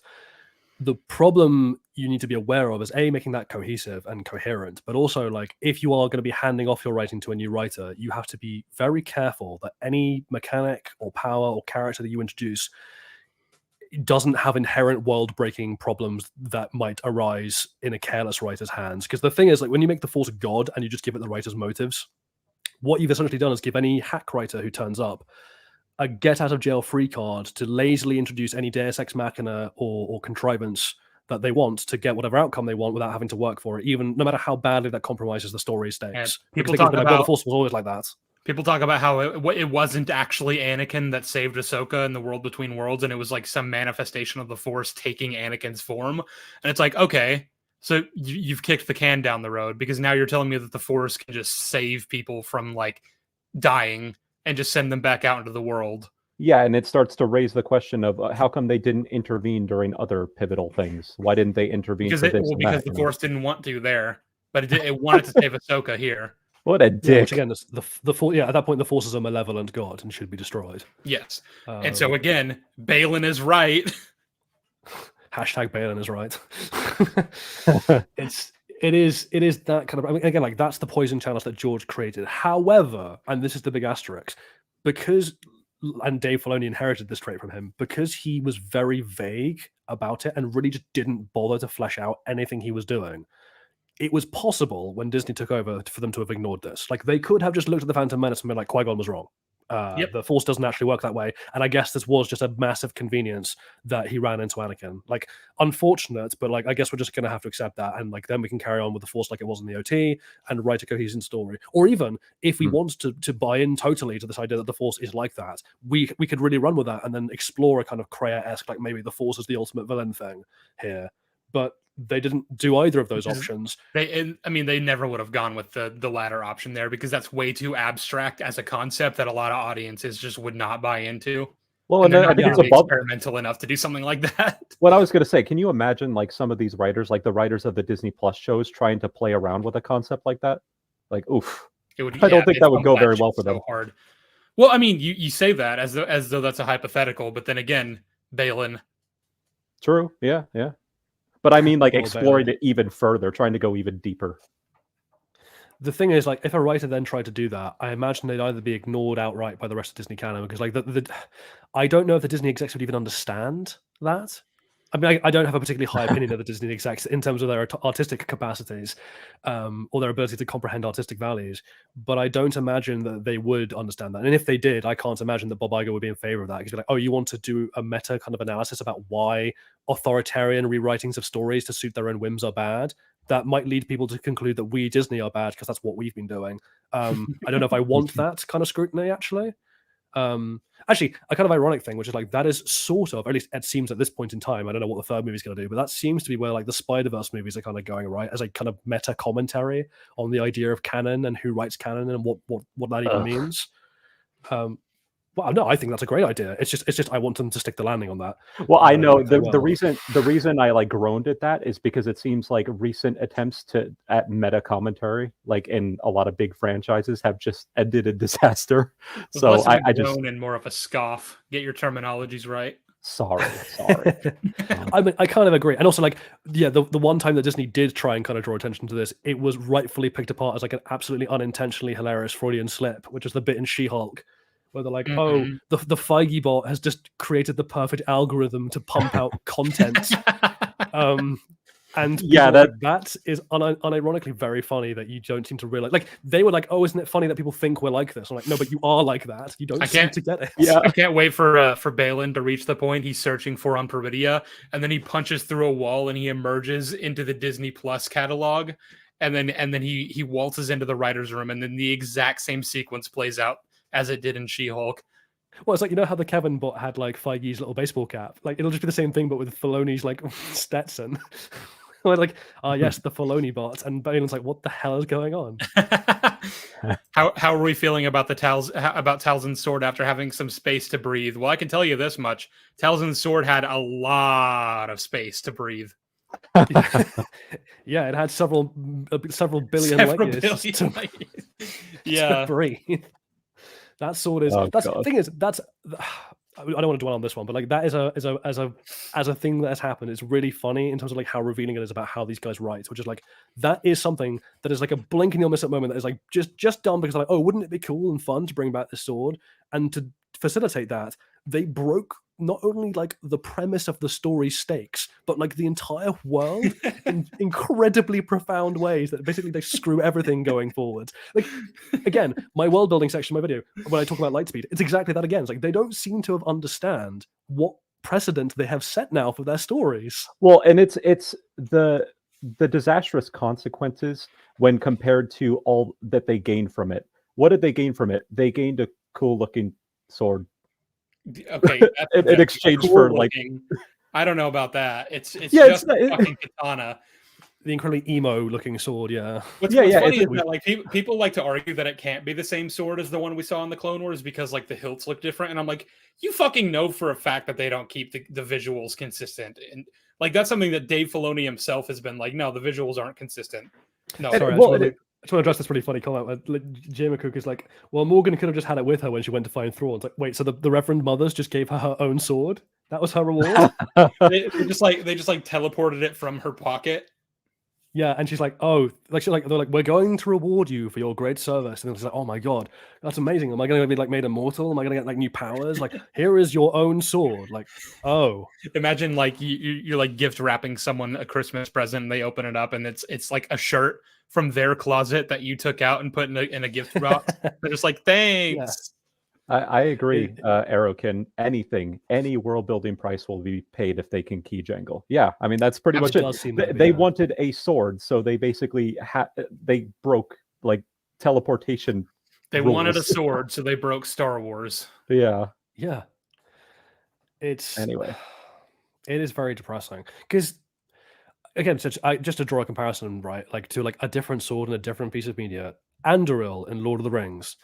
That is ultimately like obviously it plays an important part in the third film because of the Army of the Dead, but like as a motif, as a metaphor for what it represents in the story, like the fact that it's a sword that the hero gets gifted. So much work is put into establishing the importance of this weapon and the rules around what it can and can't do, and how it is where it is, and what it means to various factions, and like all of this build up so that when when Aragorn is finally handed Andoril by Elrond, also again specifically by Elrond in Return of the King, that moment is packed with like so much subtext, like libraries of subtext that make it incredibly resonant and important in the movie. Like that's a moment like you're going to remember that moment in that film forever because of how meaningful it was. Whereas in 15 years' time, someone's going to be like, well, I'm not even going to remember Ahsoka. Someone's like, hey, do you remember the Ahsoka show? And I'm like, the what? You say 15 years time, like I referenced that scene in Ahsoka now, and people are like, "What? That happened?" Yeah. If someone's like, "Oh, do you remember Talzin's sword?" I'm like, "Who the fuck is Tal? There was a sword? Oh, okay, if you say so." Why was she fighting Ahsoka with a katana when Ahsoka had lightsabers? That doesn't seem to make sense.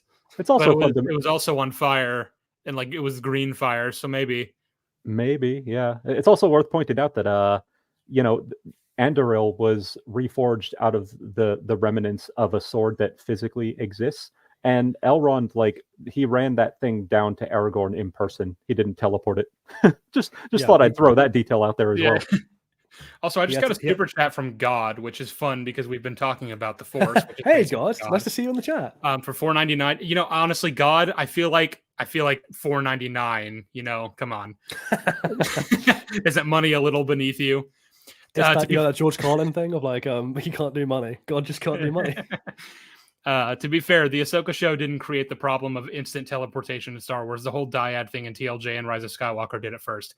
Yeah, so the dyad is stupid. However, at the very fucking least, at least they were saying only the dyad can teleport things between each other, which is still so dumb.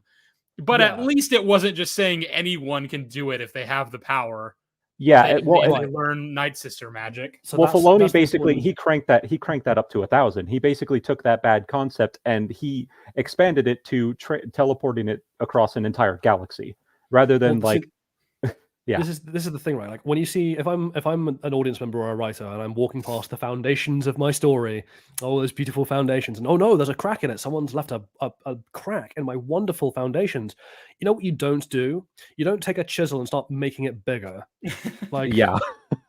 Like, yes, this is not the first thing that broke the world with teleportation, but this expanded the break. Like that scene in SpongeBob where they accidentally blow up a big paint bubble when they're painting Mr. Krabs' house, and they don't want to get paint on any of his decor, so they're trying to paint around all of it on his wall. But then they accidentally blew up this big paint bubble, and SpongeBob's like, "Oh my god, this is too big! Like it's gonna explode! What do we do?" And like Patrick just starts blowing it up with an air pump, and he's like, "Patrick, you can't make it any bigger!" And he's like, "Nonsense! Just keep making it bigger." And it explodes. It's just Kylo, Kylo in Last Jedi, I've been like, more. Yeah, I want every gun we have trained on this crack. So should we? Do you want to bring up Mortis now? I guess a little bit of that. Well, that's kind of where I was leading that to, was like when you introduce something like the will of the Force in the Phantom Menace, you are opening the floodgates for hack writers to come along and be like, "Cool, Mortis." Yeah. Well, how do we start with this one? I mean, Mortis is essentially a confirmation that George was intending, like A, that George doesn't understand balance, and that B, George was trying to institute like the will of the Force as an actual deity, that the Force is a character. But yeah, to be fair, I blamed like Dave Filoni basically for Mortis, because like whenever I was doing my Clone Wars video, that was the information I had at the time. But like all of what Jolly has uncovered while researching for his video, which seriously, like he's done a lot of work and a lot of research on this video, so check it out when it's done. But all of what he's uncovered has led me to believe that, like, no, that was George's idea. He made Mortis a thing that happened in the Clone Wars. That was all him. Yeah, he is to blame. And the thing is, and again, it's kind of like what I said for Disney. That doesn't let Filoni off the hook, right? Because, like, sure, Filoni is George's underling before the Disney acquisition, and can't just, like, I mean, like, he could have said no, but then he'd been fired, because that's how George works. But, like, once George was gone, once Dave was doing like season 3 and 4 of Star Wars Rebels, because he didn't do seasons 1 and 2, when he was doing things going forward, like Ahsoka and stuff like that, he could have gone back on that. He could have been like, no, Mortis is an aberration, or its meaning was misunderstood. I'm going to retcon it. I'm going to do whatever. Like, as a writer, you have so much power to like fix problems. I mean, to a degree, like we are now at the point where I don't think any writer could fix Star Wars within the continuity we have established. Like that's gone now. It's impossible. But there was a point where he could have done that, where he could have been like, no, George was wrong in this idea, but thank God he's left it vague enough that in the main films, it's not really like something I have to adhere to. And the only concrete like proof positive that is what he meant definitively is one episode, or one 3-episode arc in a children's cartoon show that I can just kind of quietly ignore. Yeah, or like, just, honestly, until Dave was making his shows in the Disney canon, it's like it seemed like anyone who was working on Disney canon, like assuming they even knew about the Mortis arc at all, were happy enough to just be like, I don't know, I'm not fucking touching that. Well, it's. Do you think it's the kind of thing where somewhere along the line, George Lucas started to reconsider and like regret how he had originally like portrayed balance, like with the OT and everything, and he decided he wanted to walk that back and create something in his mind that would be more interesting as like a philosophy of the Force and how it works, and he couldn't find like a good way to really make that happen with the rules he had previously established, but he just tried it anyway. Yeah, sorry, I'm sorry. Can you repeat that? Yeah, I was basically saying, like, what I'm asking is, like, do you think that George basically changed his mind somewhere along the line about what he thinks balance in the Force should be? It's either that or he just never understood it to begin with, which is like Jolly's theory, and I think I'm inclined to agree. Yeah. Because what you'll find is that like when the original trilogy was being made, the people who were sort of likening the Force to this, to these more Eastern philosophical like religions, were people like Lawrence Kasdan and Gary Kurtz, people who understood those philosophies very well and were trying to incorporate them into the Force. And George just kind of didn't get what they were doing, and like that's honestly emblematic of the fact that like Force ghosts as a thing exists, because those just completely spit in the face of like Daoism and like Zen Buddhism and other things that were being incorporated into the way the Force was constructed in the OT. So like you get hints even there when the OT was being made that George just didn't get it. And so then when those people weren't there to like rein him in and he's making the prequels, he just ran wild and started really delving into like the Christian like Western philosophical types like style of religion that he wanted to base the Force on originally in like his earlier drafts before they were kind of changed. Well, yeah, and you brought up the Force Ghosts, and we mentioned before that when you introduce a concept and you keep it vague enough that you can just kind of leave it as it is and allow the audience to make their own assumptions about it. Like with the Force Ghost, it's like, well, based on what we saw in the OT, we're going to assume that they only show up to specific people, specific Force-sensitive people, possibly people that have a specific personal relationship with the person they're speaking to. And they cannot interact with the world in any way. They could speak to this one person, but that's it. That's all they can do. But then, as we saw with TLJ and certain other pieces of content, like, well, I mean, I'm not even just talking about like the idea that the Force ghosts don't work logistically. Yeah. I'm talking about like thematically, they just go against everything the philosophy of the Jedi was being conveyed as in Empire Strikes Back and Return of the Jedi. Right. Oh, 100%, yeah. Well, and one of the frustrating things I run into all the time, whenever you express being upset that a certain character has been like squandered and then killed off, like Luke Skywalker, he's a good example. Some people will defend that by being like, well, he's a Force ghost now, so it's you're all good. He's still around. Like, what are you so upset about? I'm just like, I don't really care if he's a Force ghost. Like, I still see a difference between like being alive and being a Force ghost. Like, there's still meaningful things that you can do while alive that you cannot do as a Force ghost. Well, yeah, because otherwise, why would even you even want to be alive? Just skip to being a Force ghost. It's a way better state of affairs. Yeah, well, exactly. You can use the Force. You can interact with the physical world. Like you can just do anything you want, and also you can live forever. Yeah. There's that trade-off. You glow blue, but I'm sure you can learn to live with that. I mean, hey, there is tolerance for blue people in this galaxy. The Chiss exist, and so do Twi'leks. Are we? Are we going to address that good night, sleep tight comment? Because no, I would rather not. It's yeah, no, not addressing that one. Cool beans. Yeah, can we not have comments like that, please? It's just kind of shitty. Anyway, back onto the Force ghosts. I don't even know what to make of that. Like, what do you mean? Yeah, whatever. It doesn't matter. Sure, you live your best life, my dude. with the Force Ghosts, yeah, it is what she was going to say. Like thematically, they are kind of broke. I mean, in fact, like I don't know, Chief, if you brought this up while I was away, but like Gary Kurtz, who and Irvin Kershner, like so Kershner was the director obviously of Empire Strikes Back, and Kurtz was the producer who helped like basically build the Force from the ground up in A New Hope, and then later with Kershner. That's right, it was Kershner. I said Kasdan because I couldn't remember which of, like, I knew it was Gary Kurtz, and then I couldn't remember which other one between Lawrence Kasdan and Irvin Kershner who were I mean, Kasdan, like they were all involved in like the writers' room, but like Kershner was the one who was a student of Buddhism, and he was the one who like had leeway to make the Force as he wanted it. Basically, like him and Kurtz are the reason the Force was the way it was. But the introduction of the Force Ghost was something that Kershner was against. Like that was George's idea specifically. Yeah. And Kershner, if you can read the production notes in some of the behind the scenes stuff in some of the books that have been published, and it's really funny because like Kershner's comment is like, this is inherently broken and just it thematically flies in the face totally of what the Jedi were going for. But like, we could get away with it if you kind of embrace the idea that like being a Force Ghost is actually like a really shitty state of affairs that you don't actually want to be in, and like it's almost a punishment for not having completed your task. And like you're still bound to the world, and you're still kind of like like you are a ghost basically, like you are a spirit in torment. Yeah, until but the like task that's is done. clearly not the way it's being presented in the films. So like I'm not. Oh, even absolutely. with that. Yeah. Well, again, that's the thing. Is like absolutely that's not how it's presented. And Kershner is basically just like you could make it work, and George's like, no, I'm going to break it. I'm going to do it, Batman. Yeah, so I was basically giving Odrin the play-by-play of like what you've been going over with me about the development of the OT, because he was saying like do we think that George Lucas changed his mind at some point after the OT, and I'm just like, no, he just didn't understand it to begin with, and that's clear, that's evident.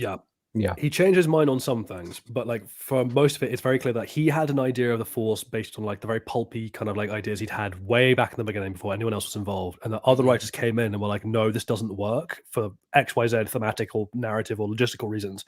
You have to tweak it. And then they tweaked it. But George never seemed to really get why. And so he, in the way that George does when he doesn't understand why he's being told to drop his toys, he just got really sulky and petulant about it and held on to that grudge until he had the power to basically retcon it to what he'd always wanted it to be. Like there's a really telling bit, for example, in the Return of the Jedi behind the scenes stuff. And again, this ties back into Force Ghosts, where George's original plan was to literally have anyone who was a Force Ghost like be fully bodily resurrected back into the real world at the end. So Yoda, Obi-Wan, and Anakin would all have come back to life as good people. And that was going to be the ending. Hang on. And like... I'm banning him. Good night, sleep tight. You're going to live up to your name now. Fuck you. Anyway, carry on. Yeah, and then like again, other people had to like intervene and be like, no, don't. Like I think again, Kershner had to intervene, even though he wasn't technically on the movie. But like, you can't do that. That thematically breaks everything. If in a franchise that's all about letting go of the self and being in harmony with others and learning to accept death as a natural endpoint in comparison to the Sith who don't, if everyone just gets to come back to life at the end. If the reward for being good is you get to continue your material existence as an individual person rather than accepting your place in the totality of everything, that's kind of balked. Yeah. So thank God he eventually dropped that. Well, eventually dropped that, but like I say that they resurrected those ideas for the sequels and other things. So, Shiva, can you hear us? Doing okay? Yeah, I can hear you. It's just okay. Jolly's roboting. So I was that's fine. I'm just testing my sound just to make sure you can hear. Am I? You're roboting for me, but it's probably just my shit Wi-Fi. You seem to sound fine for Odrin. Oh, okay, cool. Yeah. And Odrin, I sent that to the private chat so that we wouldn't. You did this. No, last time too. No, I wanted to say something so that you could hear it. I don't know. Okay. They've uncovered my secret of being a robot. It's all over for me now. Really hope this stream doesn't fucking crash because we still have a little bit to go over. We seem to be good for now, right? Yeah, everyone in the chat saying we sound fine. So let's move on, I guess, to how Disney picked up the poison chalice they inherited. Because like obviously we've talked about the motives they had for why they took things the way they did, and part of that is very cynical, like we want more money, and part of that is just an institutional, like we don't understand the fuckery that George has accidentally created, and we're just trying to recreate his ideas because people seem to like that and pay money for it. And also like, so we I don't think we even touched necessarily everything that like the prequels and the Clone Wars established, because like you have the Force and the way the Force is handled is really fucked up, but then you have things like the Night Sisters And I think the Force and the Night Sisters are like the two biggest things, but there are like little things about the Clone Wars world building that just don't really make sense. But yeah, like those are the two things that like really need to be focused on when we talk about how Disney then carried those things forward and built off of them. Oh, absolutely. And so, do we want to do the political side of things? Because like that's, I guess, because particularly with the title call of TFA, where so much of that depends on our understanding of factions and their place in this universe, and whether or not they're logistically possible, or even thematically like consistent. Do we want to talk about like how the OT left things and how Andor like handled stuff versus like how Disney decided to take it?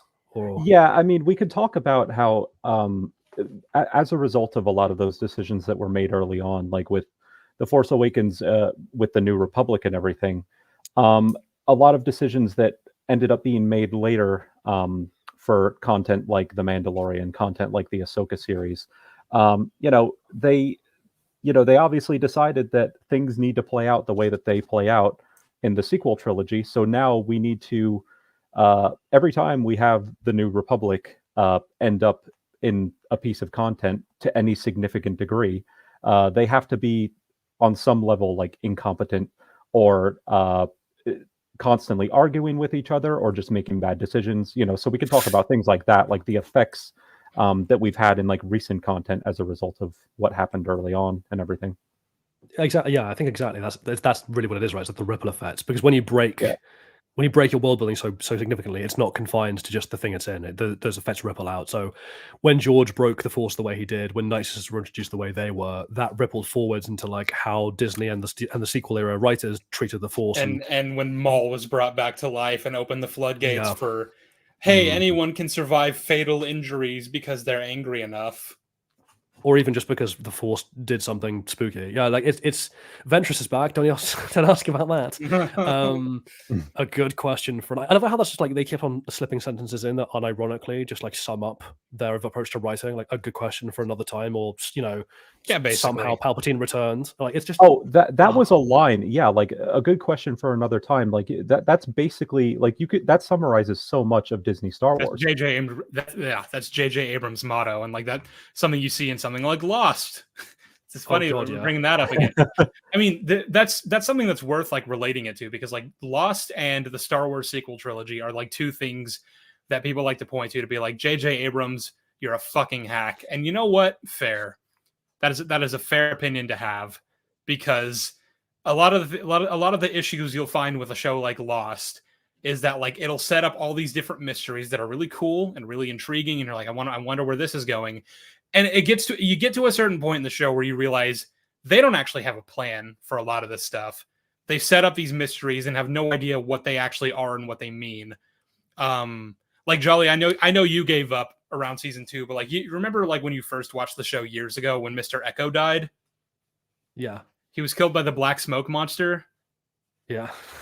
I have no idea why. Especially because he'd already come face to face with it before and it did nothing to him. And it did nothing to him, yeah. I assumed, okay, so there was some reason the smoke monster decided to single out like Echo specifically and kill him. No, it just happened. It's never expounded upon again. Because someone's kind of said this in chat already, like, JJ's famous quote of "What is a story but a mystery box?" Which, like, oh my god, JJ. But there's a problem here, which is like a mystery box. Like, so Lost season 1 wasn't having to, it was the start point of its story. Like when season 1 functions as a mystery box, like it works because it's going, here are all the mysteries we're setting up. Ooh, answers forthcoming, and that's as a pull, as a hook, that's amazingly good. It's really good at doing that. The problem is that only works when you're putting it really at the beginning, unless you're very careful. Because if you put a new mystery, if you dump a mystery into the middle of an established setting, and you're not careful about the nature of the mystery you've just dumped, you're going to break things retroactively. Like, for example, Luke vanishing in the First Order rising. So, like, the First Order has risen mystery box. And we're sitting there being like, oh my God, how did that happen? How did the Republic allow that? What's going on? What are all the factions? Like, the mystery doesn't just go forwards, it goes backwards. And if you don't explain it in both directions, the whole story falls apart. And basically, that's what happened, which is why Adrian, as you said, when they got round to the TV series, they then had to like spend all those TV series justifying retroactively the mystery going backwards because it didn't fit. Yeah, and the thing with that is that every time they quote unquote explain more, they're not really explaining more. Like whenever we get scenes with the New Republic, like the tribunal scene in Ahsoka, it's not really telling us anything substantive about the New Republic, or what they stand for, or like what their policies are, or like what they're all about. It's just showing us all of the negative things that we've already concluded about this organization, right up to the point that they get blown away by Starkiller Base, that they are incompetent. There's constant infighting, and just all these other things. So we're just getting further evidence of that rather than further explanation on the organization itself. Well, it's almost more profound than that, right? And it goes back to that whole good question for another time thing, which is like, like, we set up a mystery, like a good question, we need an answer for another time. So we go backwards and like, okay, so what set this up? Like, what was the answer? And they give you an answer, but the answer itself just becomes another question. Like all they really do is kick the can down the road by giving like an answer, a question behind a question behind a question. So like, why is the New Republic like this? It's like, well, because the New Republic were corrupt and inept. So you're like, well, why were they corrupt and inept? And they're like, yeah. And then they're like, well, because Mothma didn't have a handle on things. But why didn't she have a handle on things? That's not consistent with her character. What changed? Like the reason why they're corrupt is because the OT characters allowed them to be corrupt. And you're like, okay. Yeah. So like, why? And that's just kind of my point. It almost becomes like, I'm going to just draw a theology comparison here. It almost becomes like that first mover argument where someone's like, oh, who made the universe? Like God made it, but the universe is so complicated and precise that it needs something to explain its existence. It can't just exist, which is a strange thing to say, but like it needs something to explain it. Oh, it must have been a god. It must have been a designer. And then you're kind of left with, but that god is going to be equally, if not more complicated than the thing he's designed. So by your own logic, he needs an answer. Like he needs a designer to design him. And you get that kind of like that almost Hindu thing of like it's turtles all the way down. Yeah, one of the most frustrating, because this was, to the best of my recollection, this was one of the first on-screen like references to the New Republic after the sequel trilogy. It was in one of the first few episodes of The Mandalorian season 1, some dialogue between Grief Karga and Din Djarin. Grief basically says like, hey, if you want to go after the Empire, file a complaint with the New Republic, or something like that. He says something like that, and Din says like, oh, that's a joke. Like the very idea of like going to the New Republic is a joke, and like that's one of the first glimpses we get of the New Republic after the sequel trilogy is like, oh yeah, they're a joke and people don't take them seriously. Well, I mean, I accepted that mainly because this would have been back when they were still fledgling. And a lot of people, like especially people here on Navarro, which is presumably in Outer Rim territory, they'd be like, the fuck is this New Republic? Okay, I don't care about that. I'm going to do my own thing. I'm going to ignore them because they haven't established themselves as any kind of powerhouse yet. I suppose. I mean, it's 5 years, so I feel like it could swing in either direction, but I guess that's the direction they're going in that case. Yeah. Now, we skipped past the super chat, and it's one that I think needs to be addressed because this is really something that needs to be hammered home if we're going to set the foundations for this entire stream. Basically, first of all, thank you, Brian, for $4.99. Is the Force being a sentient deity an issue inherently, or simply an execution? I thought I'd addressed this, but I mean, maybe I wasn't. He may not have been here for that part. So let's just like really make sure it's clear.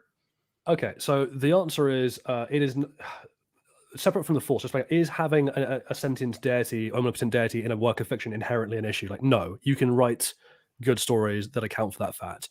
It's going to be tricky, but you can do it.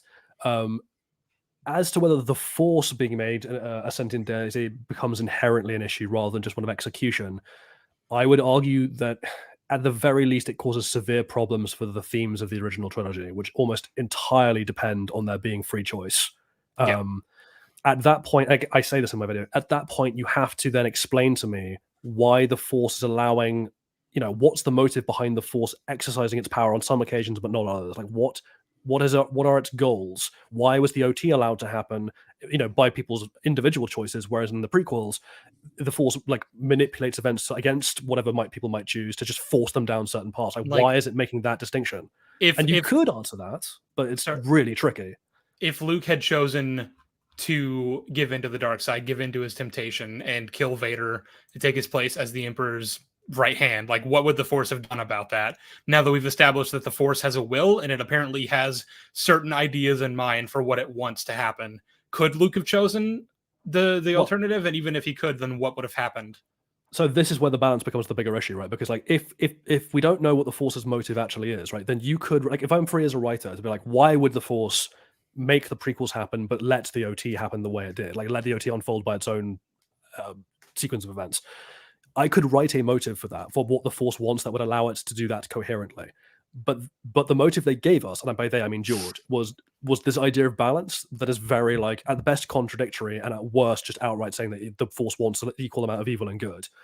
And if that is what it wants, then Luke would not have been allowed to join Vader. And like, if he had been like, yeah, actually, I'm going to kill Vader and join the Emperor, the Force would have intervened to stop him, which utterly undermines the entirety of like the free, the redemption of Vader. That was a choice that he made, or Luke's choice to like refuse to fight Vader. Like those things only existed by the tacit permission now of the Force. Yeah, they couldn't realistically have chosen to do anything else. It's just fundamentally like unsatisfying too, from a storytelling standpoint. When you like rob characters of their agency, like people aren't going to get invested in that at that point. I mean, it just would have been it would have been so much easier to just stick to like the way that the trilogy originally panned out, where it seems like the Force is just a thing. It's just an energy field. And then you have this corrupt embodiment of the Force being exemplified through the Sith. And then you have like the people who are standing up against them. And then you let the dice land where they may. And that's where it should have just... And the thing is... Sorry, go ahead. I'm going to push back a little bit on your Nodra, which is like, I think it's perfectly possible to have characters who have no free will and still have an audience get invested. Like I'd say Westworld season 1 is a really good example of that. Okay, well, what I meant was what we had already established with Star Wars, with the saga up to that point. Oh yeah, if you retroactively go back and be like, these people that you thought were acting in their free capacities actually were just puppets on a stage, and like that does rob it. Like particularly when the entire theme is dependent on them being free-willed, then yes, it completely robs the OT of any meaning. I mean, this is why people take such issue with Kang in Loki, with what was established in the first season. You're essentially telling us that every single film, every single character in all the films and all of the Infinity Saga made the decisions that they made, because if they'd done anything else, then their entire universe would have been destroyed, and they would have been taken by the TVA and sent to the end of the timeline to be devoured by a fucking fart monster. Again, I might push back on you here a little bit. I don't think that inherently is a problem. Like, I don't think determinism inherently, like, this is almost the arrival debate on EFAP all over again. Like, a deterministic universe does not inherently rob the people within its choices of having meaning. Because, again, actually, The Matrix is a really good example of this, right? Where part of the plot of the second Matrix movie is that Neo is starting to have visions of the future where Trinity dies. So he goes to see the Oracle. And again, like, the very existence of oracles that are consistently correct, imply a level of determinism to your universe. Mm-hmm. And he's like, well, I see her fall. Can I change her fate? Can I do anything? And the Oracle's like, well, you're seeing the world without time. That's just how it's going to be. And Neo's like, are you saying that I'm not going to have any choice to save her? And the Oracle's like, no, you already made the choice. Now you have to understand why you made it. And like, that's the point where, like, it's not that a deterministic universe robs you of meaning. It's that, like, in a deterministic universe, you were always going to make the choice you made because of who you are. And that is still satisfying. What is unsatisfying is when the choice you made is nothing to do with who you are and was made for you by somebody else. Yeah. And the thing is that, like, you can't even, like, with what's established in the OT and the prequels, you can't even interpret it like, well, the Force has a will, but ultimately it's going to come down to the characters and how they, and who they are and what choices they make that determine the actual outcome event. Like, the Force wants things to play out a certain way, but like, it can't necessarily dictate that it can, or that it will happen that way. Thing is, you can't interpret it that way, because we're shown with the fact that Qui-Gon just happened to run into Anakin, that it has a way of very meticulously determining the outcome of every event down to the letter, with no converging paths. Yeah, that's the thing. Like, the Force is just too powerful an agent for you to be able to be like, oh, well, yeah, sure, it's got a plan, but that someone else could subvert that plan. It's like, no, they can't, because this thing is just too powerful and too omniscient for that to be the case. So yeah, like, I don't know. That's kind of like the that's kind of like saying like, oh, I could subvert, you know, if Christian God was, if Yahweh is real, it's like, oh, I could subvert his plans. Like, how? He knows everything and he's all powerful. How is that even possible? How do you know that it wasn't part of his plan that you tried to subvert his plan? What would have to be, because like by definition, he would already know what I was going to do before I did it, which means if I'm doing it, it's only because he allowed me to do it. Yeah. So, like, you can't have that kind of power and then have it be like, oh well, it's still up in the air. Yeah, and when it comes to like, just in terms of the wider discussion of like the effects that we have on all the things that we talked about, one of the frustrating things about the what happens with Luke's Jedi Order is that any content that shows him and his like the building of his Jedi Order, like in the Mandoverse or whatever they choose to do, we know that he's not able to really bring about any meaningful change as far as the Jedi Order is concerned, and like addressing any of the institution's flaws, like from the prequels or anything. Like we know that he's not able to do anything like that, and even if he does, his order like crashes and burns anyway.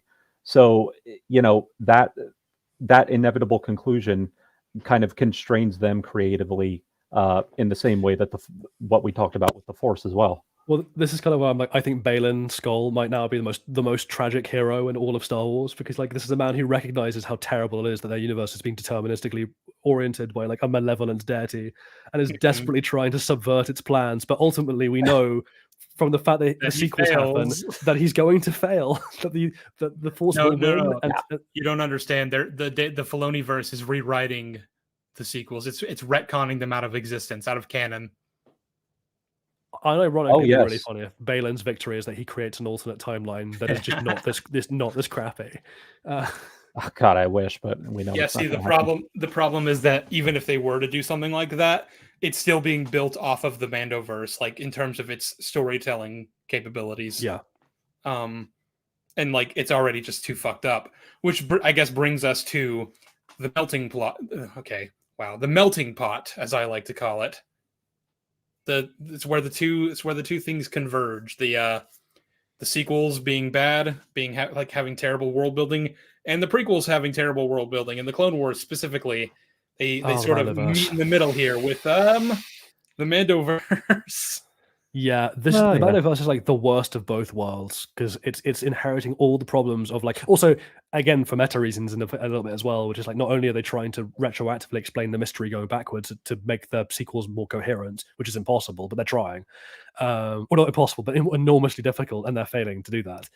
But also they're having to wrestle with the fact that they're having to make meta appeals to the prequel franchise in terms of key jangling, because people have lost interest in the sequels. So like to keep people invested, they're like, hey, remember this thing from the prequels? Hey, remember the prequels? You guys remember the prequels, right? Oh god, the prequels were so cool. And no, Jolly, I don't remember the prequels. I wish I didn't remember the prequels. Yeah, and they're doing it in the other direction, towards they have to reference the sequels and lead to those inevitable conclusions that we were talking about. So yeah, it's fans like stay winning, Yeah, it's the crossroads of dog shit, basically. Yep. Yeah, basically. They all love to just confound right here in the middle, and it just incorporates the worst elements of every aspect of the world building. And that's what we get with the Book of Boba Fett and Ahsoka and The Mandalorian Season 3 especially. Yeah, it is. It's almost like fascinating from an anthropological perspective how bad this thing actually is, because that how earlier I said like when you try and answer a question with another question, eventually that question has to terminate somewhere. Like if people cotton on that it's not going anywhere, the bottom falls out of your story and everyone just loses interest. So eventually you have to provide an explanation, and like the kind of meta irony of the fact that they're like approaching the Mandoverse from two different directions of time by definition means they're going to have to meet at some point and have a definitive answer. Yeah. And they're doing a piss poor job of that. Counterpoint, no. No. Also, the funny Hatter, I do appreciate the $5 super chat, but we did kind of already address this point. We touched on this over it again, yeah. One of the things that when it comes to the Mandoverse, I mean, at the very best, like possible scenario, you have a satisfying, self-contained. I mean, it's not going to be satisfying. Let's be real, but you have a satisfying, self-contained little mini Avengers style universe where all these characters come together to defeat Grand Admiral Thrawn, and that's all well and good. I mean, it's going to be shit. We know it's going to be shit. But let's just say, for the sake of the argument, that it turns out to be good. We're still left with the reality that whatever defeat that Thrawn suffers, it's going to ultimately be inconsequential in the grand scheme of things. Palpatine is still out there. The First Order is still going to rise regardless of whatever happens with him. And, you know, we're all just leading in the same direction. Like that's the best case scenario with what we have here. It's not very good. The best case scenario is that, like, great. Thrawn partly explains why the New Republic are so incompetent by the time of, the Force Awakens, because, like, maybe they were just so battered by Thrawn's campaign that they just didn't have the strength or political energy or will to be invested in the First Order conflict, which you could do, but then I have serious questions about, like, how Thrawn could ever amass that level of power to wage a devastating war on that scale, A, and B, considering all the horrors they would then have had inflicted at them at the hands of Empire and Empire loyalists, I don't know if they would have tolerated the First Order, particularly not when it starts building a giant planet super weapon or kidnapping children. You'd think they just preemptively wipe that shit out. Do we know that the kidnapping of the children was something that the New Republic linked to the First Order? I mean, I don't Probably understand not. how millions of children go missing without you finding out where, or, like, even investigating how and why that's happening.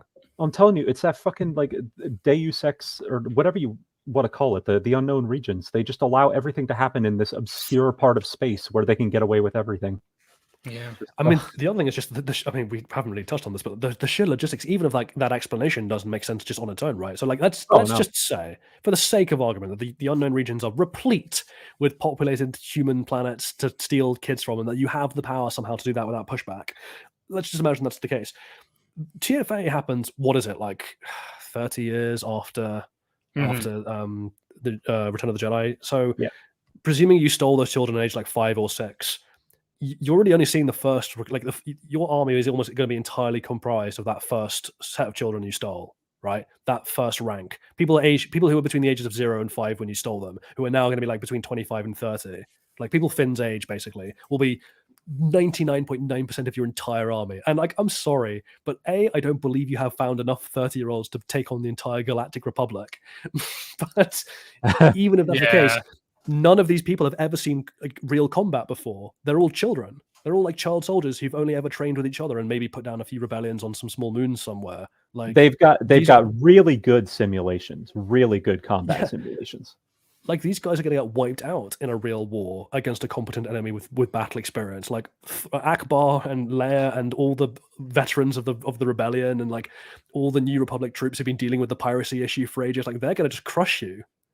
I mean, this is the thing. I mean, we were talking about it earlier, but, you know, I don't want to constantly harp on, like, what could have been, but, like, if you had a faction in the sequel trilogy that they have to be more smart about what they do, like the evil faction, I mean, like, where they have to carry out, like, really intelligent, like, surgical attacks against a larger enemy that controls the galaxy, and maybe by the midway point of the trilogy, the two factions have kind of evened out a little. Like, the New Republic has been taken down a few pegs, and the First Order has grown a bit more powerful, and then the two are kind of on even footing.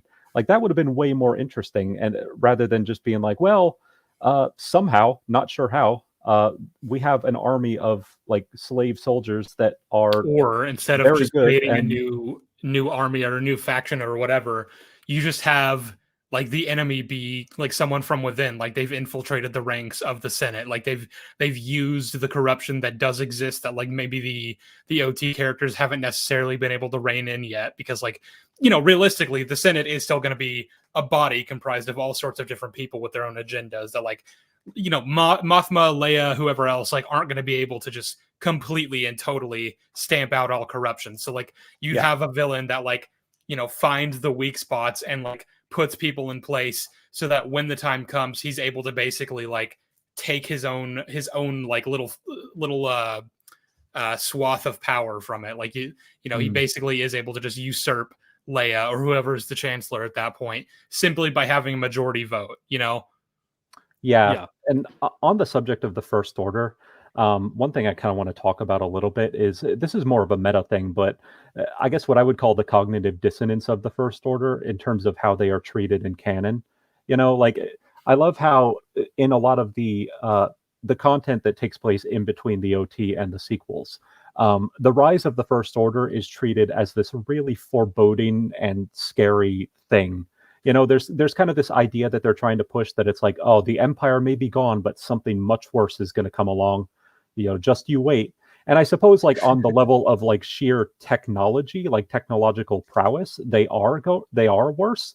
But when it comes to like the intelligence of their leaders and like the people that we see in the First Order, like they turn out to be clowns when we end up actually seeing them. You have like people like General Hux, who's like an absurd mustache twirling like dope. Well, that's the thing, right? Because like to be fair to TFA's Force Hux, TFA Force Hux is way more calculated and careful. It's really when Ryan Johnson was like, let's make him an overt clown and like actually make the whole thing into a joke. Where I'm like, yeah. So thing is, I kind of understand his point there, where he's like, I want to make because in real life, actual fascists are cartoonishly, clownishly foolish for the most part, and that's fine when they're on the fringes. But the problem is like if they come near power, that clownishness ceases to be funny and right quick, right? Because of how dangerously insane they are. Like you can't portray Hux as a joke when he's in power, because at that point you're undermining the threat significantly. Like, why should I feel threatened by a man who's being tossed around his control room and having your mum jokes thrown in his face? I mean, like I often think of Joffrey from Game of Thrones when I think of Hux, because they're very similar in personality. They're very petulant in their own way and like very petty.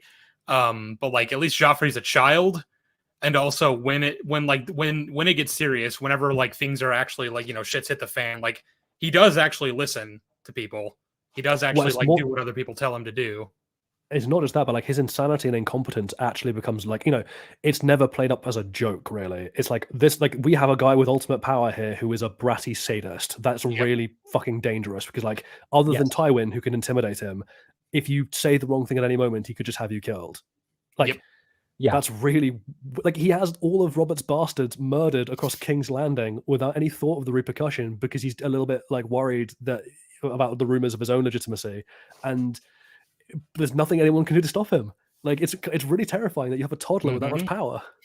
Well, and like what we were talking about with Talzin's sword, it was such a casual choice made on the part of Ryan Johnson. Like he said in the director commentary for TLJ that he just wanted to make Hux like funny because he thought that he was funny, and like that was it. And like now, as a result of that, there's been a ripple effect where like people, there are other reasons why people don't tend to take the First Order seriously, but a lot of it I think comes down to Hux as well. Yeah.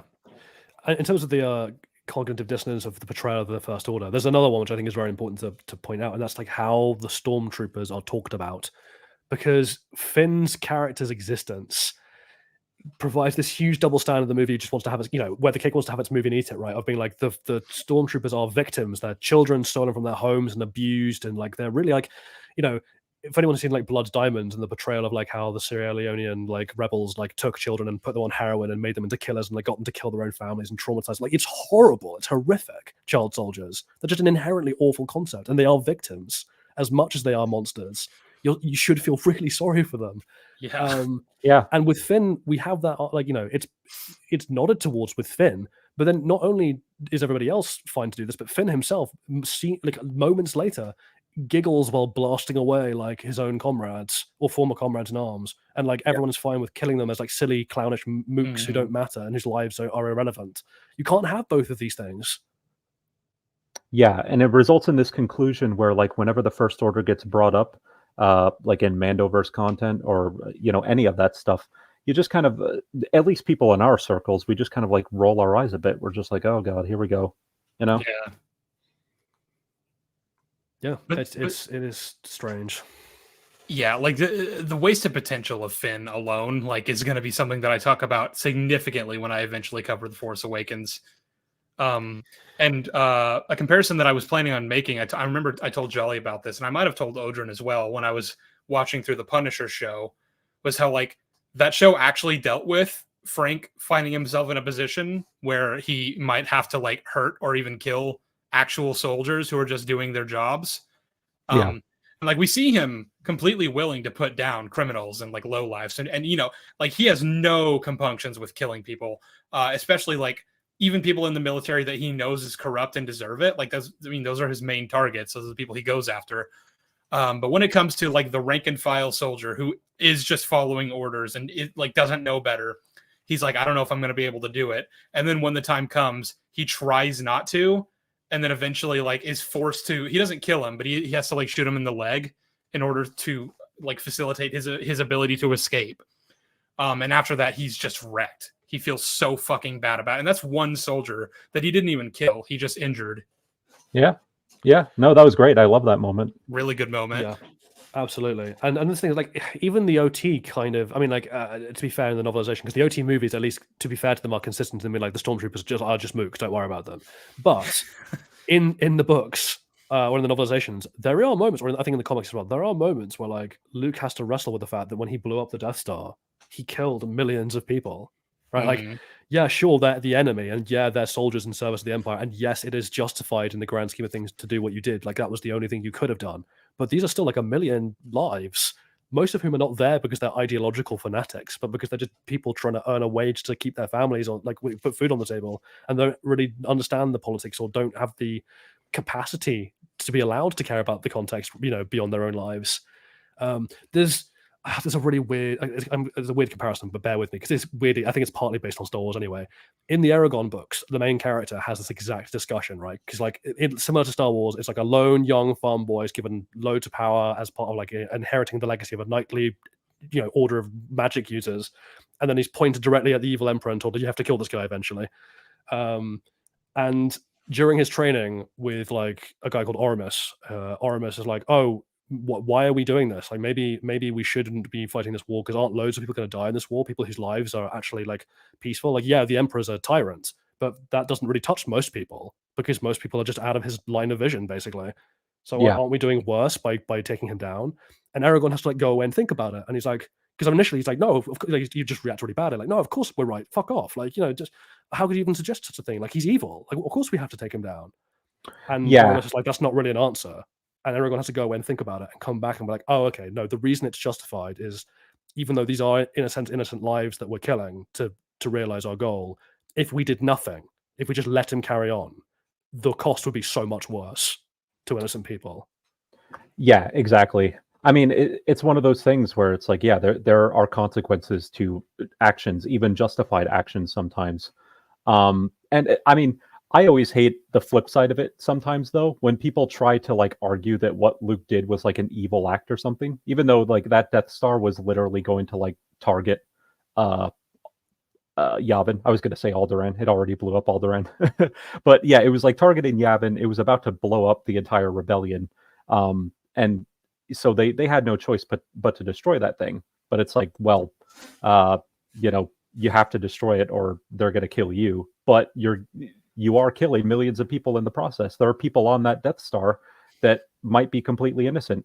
They probably are completely innocent, and you're killing them, which is kind of the unfortunate thing that happens as a result of that choice. Didn't they do a bit in Phineas and Ferb Star Wars where like the Fireside Girls like got all the regular staff members who were just doing their jobs, like the janitors and the cafeteria people, like got them all off of the Death Star before it blew up? I just like they have like, you know, what's that thing that Adam Driver did of like Matt the radar technician or whatever it is, where it's like guys just in the cafeteria being like, you know, talking to his fellow like workers being like, oh man, I can't wait to go home and visit my infant daughter. Like she's been waiting all year for me to get the time off, and like I've got her birthday present and she'll be so happy to see me. And like just gets actually it's like that Austin Powers joke, right? When they kill the henchman and they just do cutaways like the henchman's families. Where it's like, wow, I can't believe Schmitty's getting married this weekend. Good old Schmitty. Yeah. Also super chat from Sam for £5. Thank you very much. I think the First Order would work if it was an amassing power within the Republic, manipulating events, kind of like Hydra from the Winter Soldier.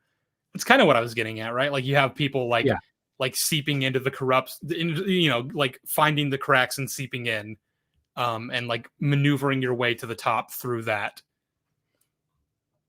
Yeah, Yep. or even just like almost making them like the ISIS of space or something like that. Like where they're an insurgency group that like controls a small swathe of territory, but like Mhm. disproportionately are like wielding propaganda influence within the former Empire territories and like inspiring loads of like lone wolf like terrorists or like even like organized groups that are trying to take down the Republic and undermine it.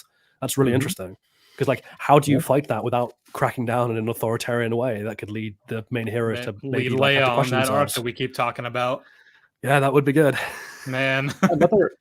Another frustrating thing that I think kind of stems from the Mandoverse, is the fact that like a lot of the central figures from the OT, people like Han, Luke, and Leia, um, who played a big role in the Empire's downfall.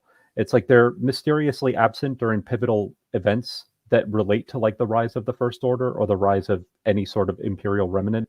It's like they will mysteriously just fade into the background, and they are for some reason just completely like people just don't seem to know about them in the way that they probably should.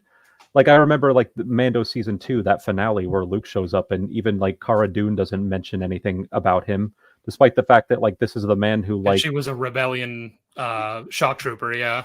yeah, she From was a rebellion. Alderaan, yeah. From Yeah, and she's from Alderaan. Alderaan. Yeah, like this is the man who literally avenged her planet. Like she should like know full well who this guy is.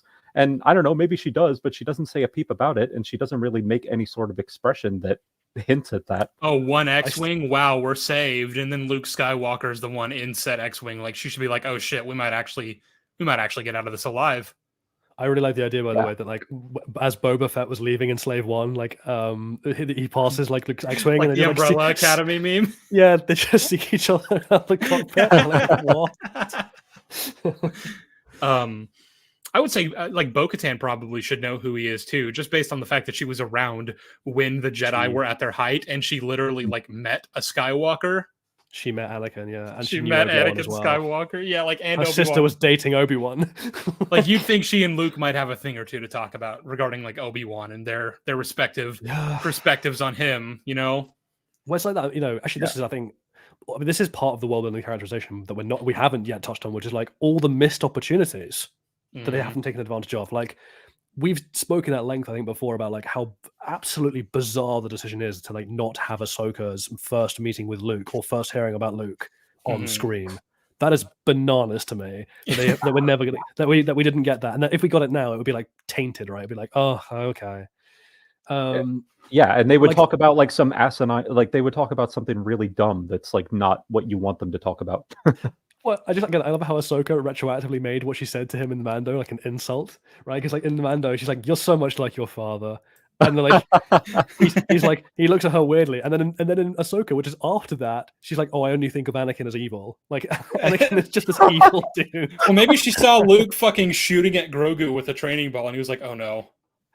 You're so much like your father. I see you also inherited the murder children gene. I'm just imagining like a version of this where Ahsoka's like, I'm gonna take Grogu actually. Not telling you where. I'm gonna just grab him. You know, no, we're just going out to get some ice cream. We'll be back soon. And then she just never comes back. He's like, oh, it's like the other bizarre thing. Again, we mentioned this during the Ahsoka stream, but like as a general thing of the Mandoverse, like the specter of Vader should be looming so much larger over this galaxy. Like, god damn, his absence, or like the absence of like people talking about him, or the Emperor for that matter, and their effects, and like, you know, there was like the galaxy suffered for 20 years under like this dark-figured boogeyman who turned up and periodically murdered entire populations of civilians and led purges of Jedi. Like, he should be a much bigger deal. I know you do, see. I know you have that gene as well. the murder children gene. It's the murder children gene. He inherited it from his father and his father before him. C comes back from a long day at work. Like C's girlfriend comes back from a long day at work, and he's like, "I left you some daffodils on the table."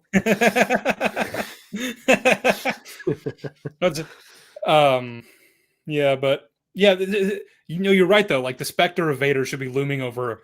I mean, the galaxy at large, but like specifically, like imagine if we actually got to see Luke like doing anything and like thinking and like talking about Anakin with Ahsoka. You know, beyond just that very superficial, oh, you're so much like your father, which is so vague as to be like, you have no idea what that even means. We missed out a huge thing that we need to talk about. Like before we do, I guess let's just briefly mention like those things they introduced through world building that we don't have time to discuss that like broke everything, like Beskar and Nepanthe and all that stuff. Oh yeah. The Mandalorian's internal politics just being flipped on a dime whenever the writers don't care. That's great.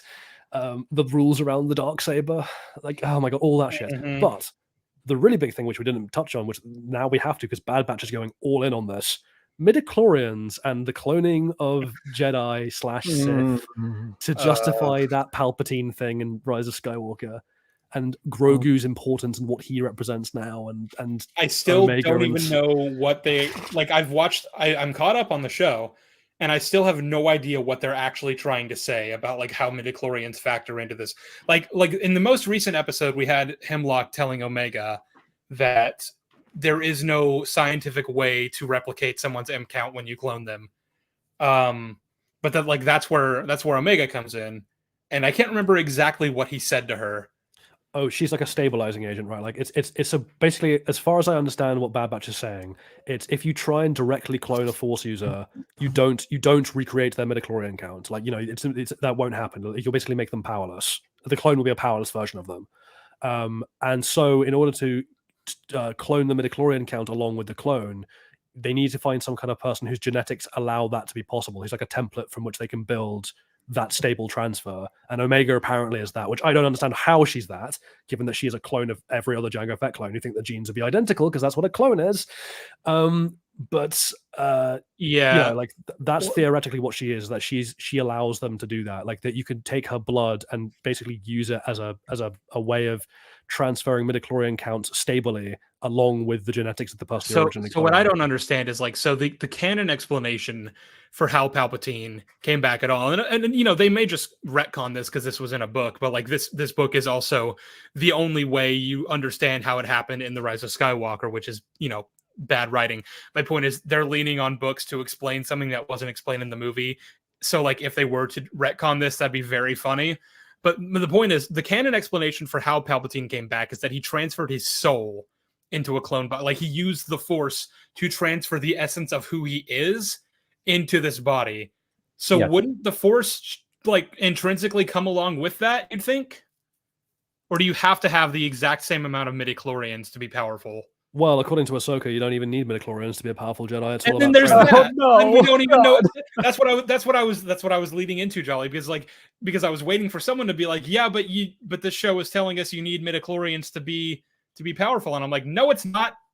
No, you don't. Yeah, Ahsoka exists. So no, there's you also don't. the really funny thing, like literally, like I was watching Bad Batch, and like there was the episode where like Ventress turns up unexplained, having been death. I got over that, and like she's like, oh, I'm going to test Omega for midichlorian by like making her do balancing on rocks with like bananas. Just don't even ask. And then so I was like, oh, well, that's weird because like didn't Qui-Gon just test someone's blood in the ship's medical, like the standard ship medical? You had to have it sent to like a ship, and like maybe they don't have the equipment or whatever. And no, actually, you just need a handheld device.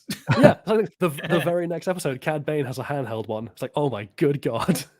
It's just your standard blood testing equipment that you need. That's fine. Yeah, like if those handheld devices exist, I can imagine someone like Emery having one, and she had one as well. But Cad Bane.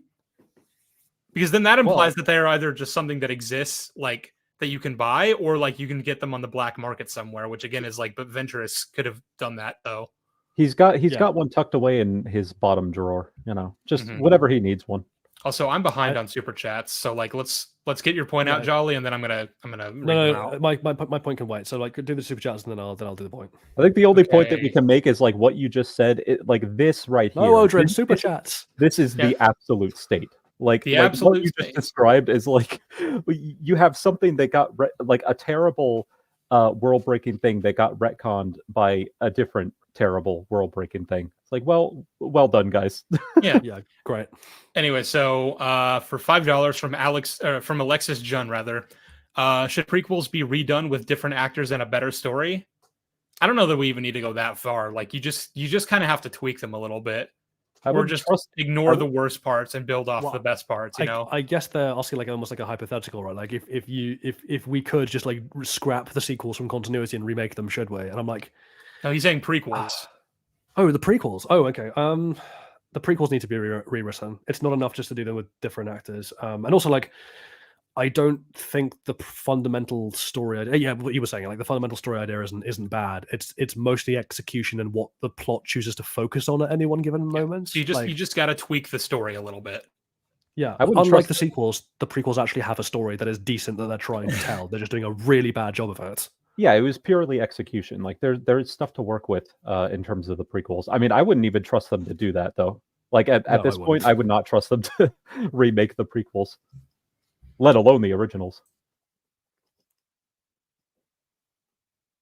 Yeah, so I guess that's that answer. Hang on, sorry. The next super chat from Boris Mayer for £5. Speaking of Vader's legacy, I always found it weird in the sequels that everyone just bought that Vader turned good again, but Rey knows about it because Rey knows about it. This comes down to Yeah. like I'm happy because I think Luke would tell people that Vader was redeemed, right? Like I think he would tell everyone that. The question is like how many people would believe it. Like I'm sure you'd still have Empire loyalists, but like no, that's propaganda. Vader never turned; he was always loyal. And you'd have people in the Republic being like, I don't care if he had a change of heart. The man was still a monster, which should be Leia's perspective, really. Like, or even just things like, okay, he turned good. I believe that. So what? You know, like there's any number of different perspectives you could have on this thing, and I don't think there should be one universal story that everyone just agrees is like the case. Like the fact you'd that imagine Kylo there'd Ren be like different interpretations. Yeah. Yeah, guess like the the- fact that Kylo Ren in canon apparently thinks that like Vader was like strong, but he had a weak moment at the end. Like, wouldn't he just believe that Luke was lying I about guess that? this kind of raises the question of like, did Luke tell people that he became good? Like, I don't even know. I don't know if like that's Well, if actually Rey what happened in knows, then canon. surely he has to have done because he was the only one there. I suppose, yeah. But then there's like, you know, like you said, you mentioned Kylo, where like Kylo is very convinced that like, you know, he was firmly cemented in the dark side outside of one moment of weakness. I don't know. The whole thing is just, Well, I don't get it. to be fair, Kylo's right because Ahsoka confirms that Anakin never was redeemed. So, God damn it.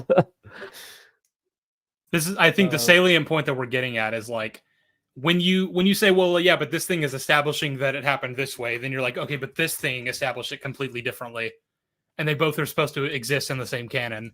So which one do we focus on? Like which one do we take as correct? Yeah, and I agree, Neil. It was a missed opportunity to. Oh wait, I might have misread your comment. Always a missed opportunity in Return of the Jedi to have Leia's reaction to learning Vader was her father. I don't know. Well, I guess my thought process was I think it was a missed opportunity for her to not like reconcile with that after Return of the Jedi. Yeah, like in Return of the Jedi, I think what they do is fine because like we see her in clear like shock and disbelief. Yeah, and then, yeah. Like, when Luke leaves, she's just outright distraught and needs to like needs Han to comfort her, Yeah. which is the exact reaction I would expect from her. she goes to Han like, Han, I never want you to call me daddy. No, sorry, I'm never going to call you daddy in a bedroom ever again, ever. What did I Ever. do? And then this final super chat from Jocelyn for £5. What the fuck? Isn't Jolly French? Why are you talking to one of those animals? Take my money and dispose of him. How I agree. terribly racist. And also, yes, I agree. You know what? Yeah, I'm gonna go ahead. It's just you and me now, Odrin. He has been disposed of. Disposed. I mean, I'll just take refuge in the fact that whilst French, I am also part Scottish, and I have a British accent, and I am also an imp. So you can't kill me because I'm What immortal. are your thoughts on the Scarlet Pimpernel? I need to know. Excellent. No notes. 10 out of 10. I more meant like the person who's going around killing French people. Again, no notes. 10 out of 10. You know what? Fair. Yeah. One more super chat actually that just came in from Alexis John for $5. So should Ahsoka be involved in the remake prequels? No. Do you believe she doesn't belong in Star Wars at all? Let's just not have her. I don't see any reason to have her. I see. This is the thing. Like, I'm fine. Like, I don't think she is necessary for the plot, and like, I don't think the way she was written in makes sense. But the idea of Anakin having a Padawan, I think, is fine in theory. It's all down to execution. I mean, part of the problem there is like, if I was writing the prequels, the Clone Wars would have been a lot longer than 3 years, because that makes no sense. So Yeah. I mean, there are a few things about this. Like, the thing is that, like, there's already so much to go over when you're making the prequels. You already have so much to establish. I don't see why we need to inject this new character, right? And like make her central to Anakin's story in the same way that like Padme, Obi-Wan, and Palpatine were. Like, let's not. Like, she could be a background Jedi. That's pretty much it, though. Or even just like, I'm happy to have her exist. Like, you know, if we rewrote the prequels and then rewrote the Clone Wars around that, like, and the Clone Wars was still like a secondary piece of media, I'm happy for her to be in that. I still think she needs heavy rewrites, but the concept of her is fine. Yeah, I think I would only answer yes to this question if the mandate was you have to rewrite the prequels to fit in better with the Clone Wars. In which case, I suppose, yes, at that point I would include her in the prequels. Well, yeah, but if the Clone Wars as it exists is a foregone conclusion, like it's a steady part of canon, and you have to then rewrite the prequels around it, then yeah, it'd be weird. We're already starting from a broken premise at that point. Well, yeah, there's that, but also it'd be weird if you didn't then introduce Ahsoka as a concept. Yeah. Clone Wars. Anyway, so that's all the super chats. We're caught up now. Cool. I shall return to the point I was going to make then, which was back on the midichlorians. There's one other thing which is really funny, which is like, so Omega they need because she can stabilize midichlorian transfers to allow for the somehow Palpatine returned moment, because God, we needed that and the explanation for it. Woohoo. But the other really funny thing about that is like oh, Grogu fits into this because like he has a high M count, and they need a high M count to transfer, you know, midichlorians to this new host body. And I'm like, wow, if only Palpatine's original body was really, really high with midichlorian count. So, you know, what if, say, you're Palpatine, and like, can you imagine how amazing it would be, convenient it would be if like your apprentice just so happened to be the guy who had the most midichlorians of anyone in history, and you could just like take blood samples from the numerous surgical procedures you had done on him. Wow, if only that was a thing that was possible. Oh well, I guess it's not. Moving on. Oh. We needed to have an explanation for Grogu, and we had to make sure that explanation didn't make sense. Huzzah.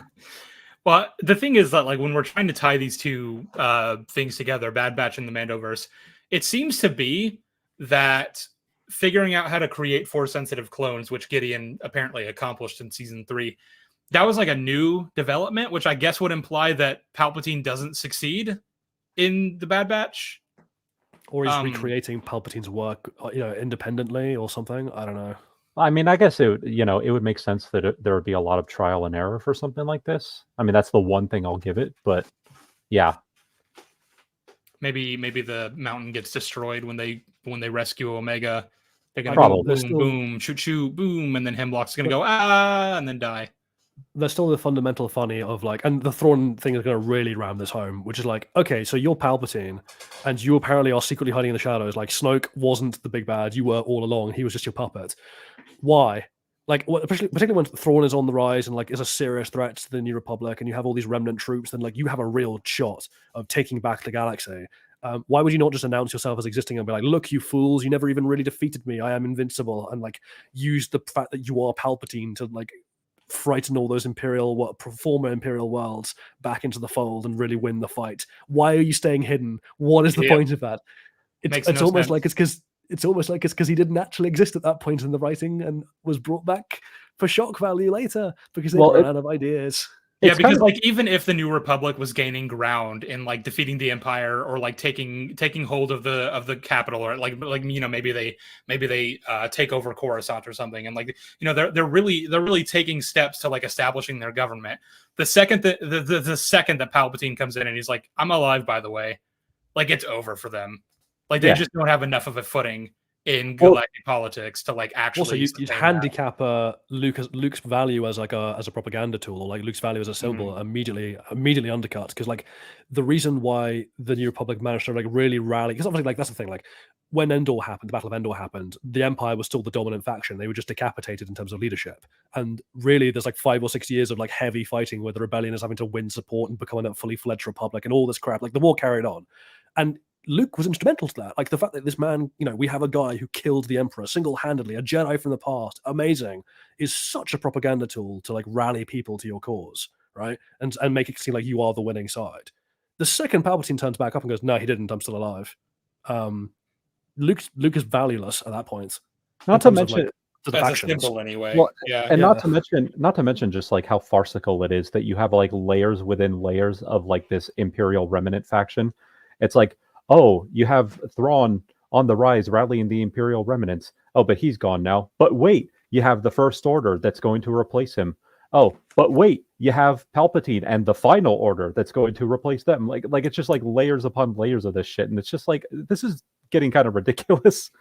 I also love it how Peleon is like, because obviously when the Shadow Council meeting happened in Mando season 3, we had no idea where Thrawn actually was or what was going on. So he could have actually been directing Peleon from behind the scenes. Although I would still argue it was out of character for him to use Peleon as a face puppet. Yeah. But I like it how Peleon is now retroactively just bullshitting. Like he's just lying to everyone. Like, oh yeah, Thrawn's totally back, and he's giving me orders. Everyone do what I say. Oh, just wait and see. Just wait. Just wait. Well, I like the idea that Thrawn's like, so what were you doing, man? Like pretending to be me. What was up with that? It's kind of fucked, actually. I feel like we Thrawn joked Thrawn about this is- in the Ahsoka streams, right? Oh, Like, we did. like, Yeah. like Thrawn was gonna come back and see like Paleon like sleeping in his house, like using his bathrobe and shit. You're like, hey, Thrawn, sleeping with his wife. Thrawn is his mystery box. You know, he's Oh It'll my be like- god. It'll be like one of those, like like I think Walking Dead did this, right? When it's like, oh, the main character's wife thought they were dead, so they shacked up with somebody else, and then they come back, and it's really awkward. Like it's just that with Thrawn. Like Peleon's like, your wife didn't, like your wife thought you were dead, and I stepped in, man. She was grieving and she needed someone to be her rock, and I was that.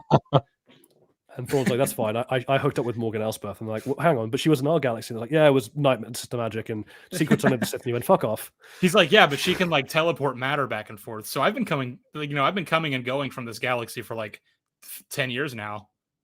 And everyone's like, wait, He's like, what? The Night Mothers are like, hang on. whenever he meets strangers, he does what Jonathan did at the beginning of the second Mummy movie, where he like pretends to be Rick O'Connell. To like enthrall strangers with his like fake stories and stuff. Unironically, that's an actor I'd love to see in a good Star Wars project. Is the guy who did Jonathan? He's great. Oh, I love him. Yeah, he was in The Last of Us, wasn't he? Like he was briefly like in the Last of Us episode 1. Anyway, we're digressing, but like, yeah, he's great.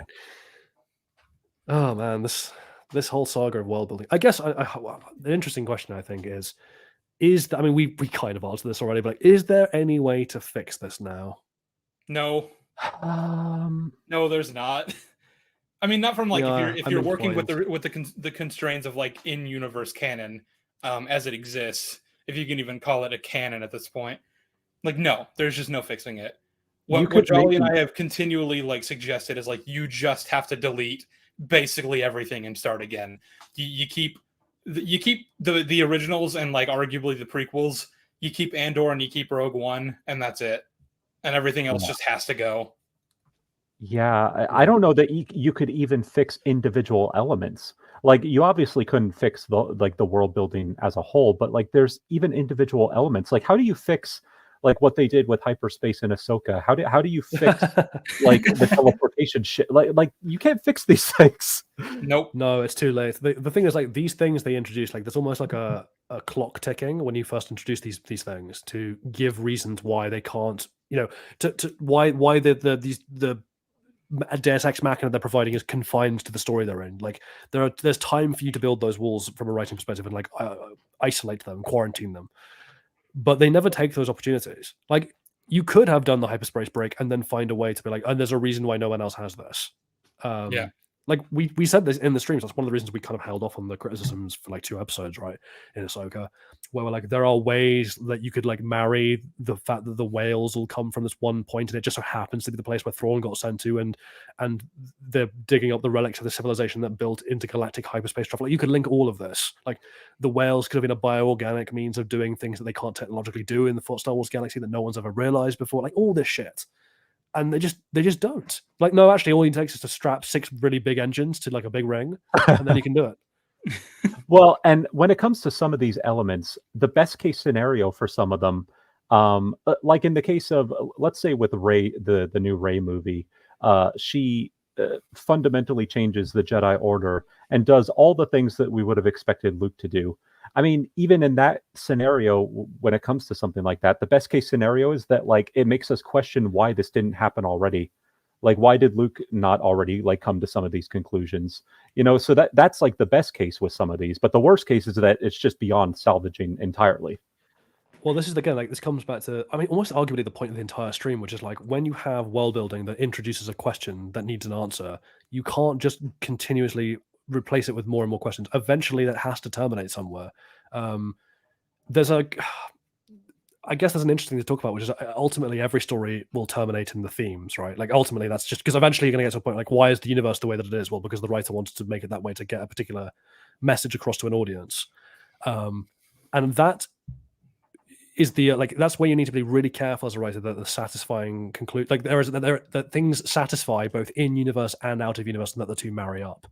I had a conversation with Sheev on this point where, during my research for my video, I asked the question of, like, in the Incredibles movie, when are the children named, right? Because otherwise it seems to be hugely coincidental that Violet is called Violet when her powers are invisibility and her force fields are literally violet colored. Like, if her name came before those powers, that is a ridiculous coincidence that she is a shrinking Violet and has a violet shield. Yeah. Or Dash's name is Dash. Yeah. Things like that. And like we know that's not just like a cutesy nickname, because we know it's short for Dashiell. Yeah. Which is a name that exists for sure. Yeah, it's a French name. Is that really a French name? I thought that was just like a cute thing they made up for the movie. No, it's a name of French heritage, yeah. It's very rare. You're not going to find many people in France called Dashiell, but like, it is technically a French name. I mean, their last name is Parr, so I would imagine they have some French heritage, yeah. Yeah, exactly. Mr. Incredible is French. Monsieur Incroyable! Well, and one thing I want to say real quick, like, another problem I think we have is because of the cyclical nature of how Disney. Hang on, he's not done. Sorry. Oh, it's finished the point. Yes. Sorry, because like, there's a point being made about like what it's possible to justify in terms of the meta, right? Because like, you can look at the Incredibles and like, okay, so you can reasonably infer that they got given their names after their powers showed, and like Jack is kind of proof of that, right? Because the fact that Jack is so young, but they're already like, yeah, he's not shown any powers. He's got no powers definitively, means that they probably held off for like the first couple of months to see if they had powers and then named them, and that Jack is just a late bloomer. Mm-hmm. But if it wasn't that way, if it was just the case that like, yeah, no, Violet just happens to have this coincidental name with her powers, would that be a problem with the movie? Is an interesting question, because I'm like, yeah, in universe, yes, it would, because it would be contrived. But out of universe, we expect, as a kind of part of the genre convention of superhero stories, for superheroes' names to be thematically tied to their powers. Like, that's just something we tend to expect because of the kind of like slight corniness of like particularly like 50s era superhero movies, which is what the Incredibles was like replicating, right? Golden age of comic books. Yeah. So we as an audience might have been willing to accept it because ultimately we understand the thematic thing that the film's going for. Now, I still think you have to make that payoff in universe, otherwise, which arguably it does, because otherwise you still have a problem. But it is interesting to consider how much leeway we might be willing to give something, provided the themes are solid. And the problem we have with the sequels is like, not only do we have all these questions being begged from the interior fuck-ups of the world building, but there is nothing thematically there to carry it, because there is no real theme to any of this other than Disney want to make money. I'm going to name my kid Batman. Batman. Just do it as nominative determinism, so he'll end up beating up rich people.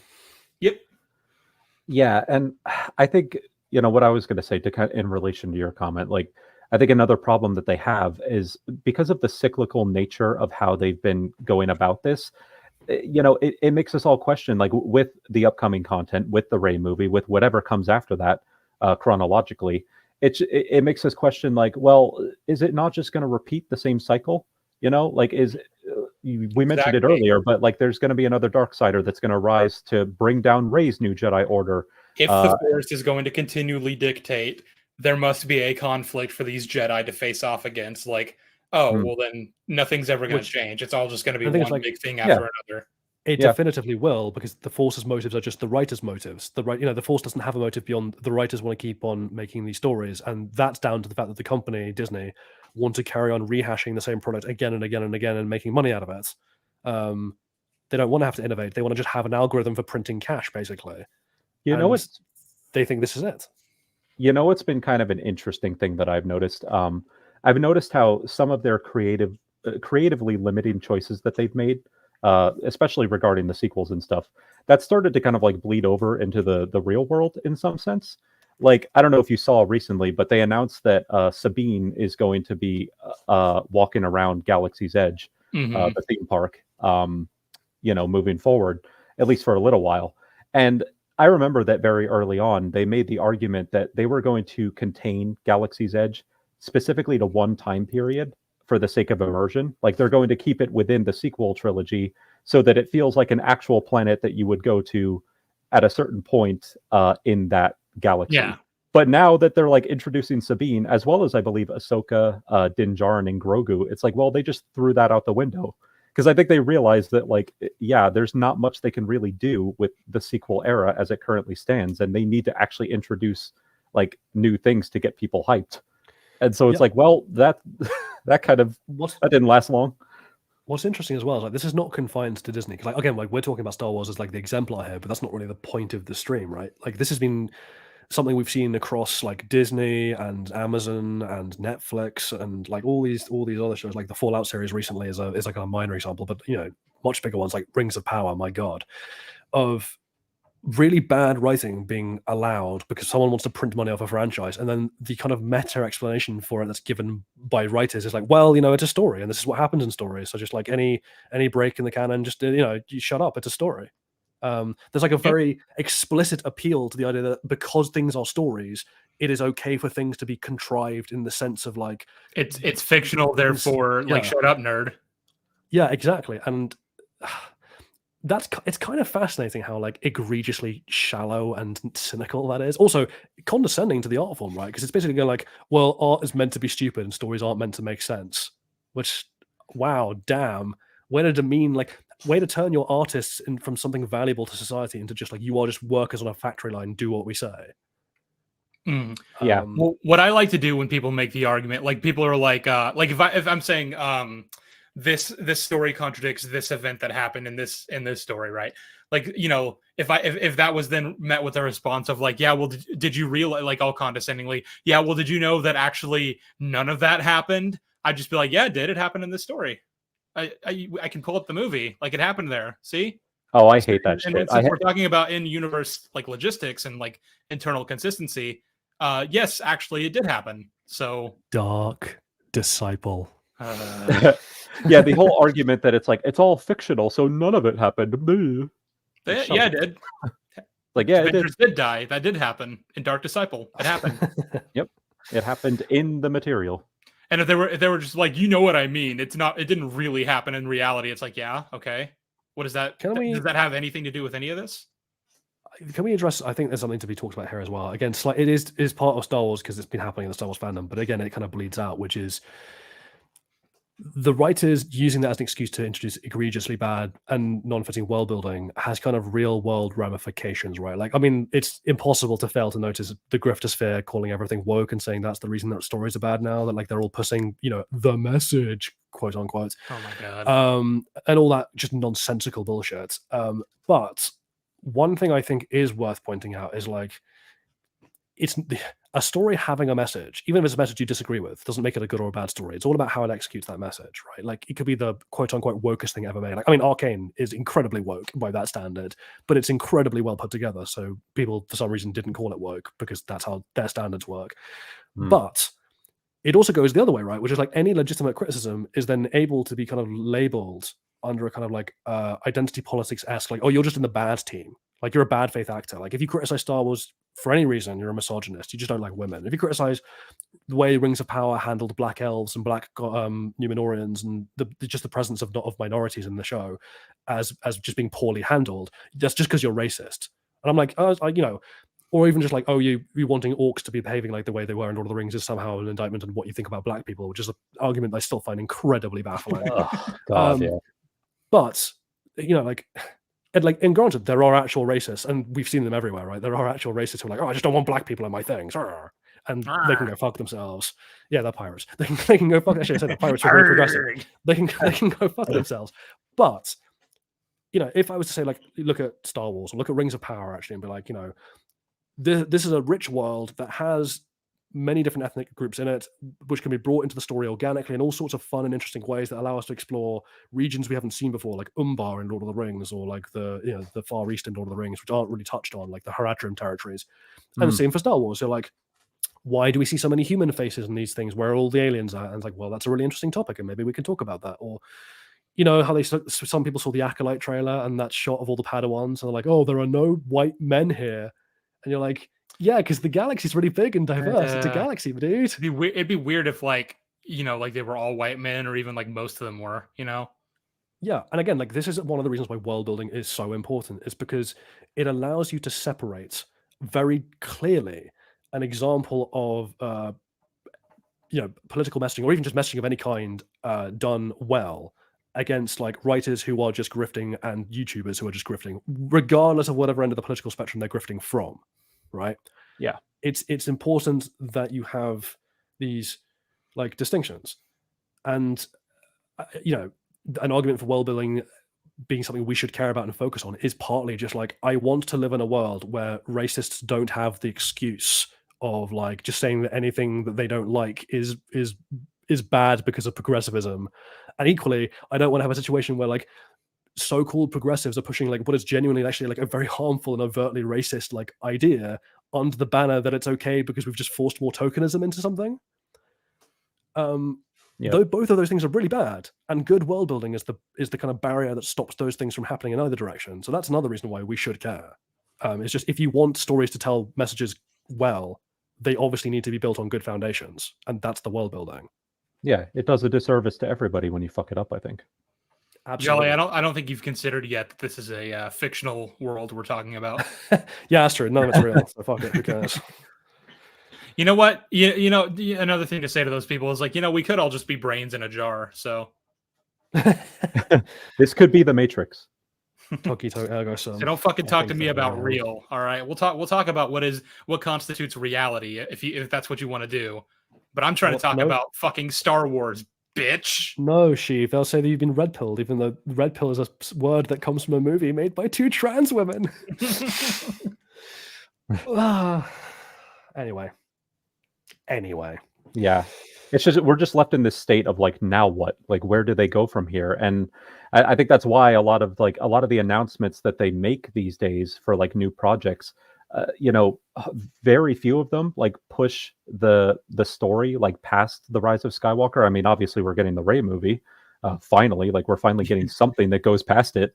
But like most of the content is still like set in the past because they're kind of stuck to a certain extent. And it's really unfortunate.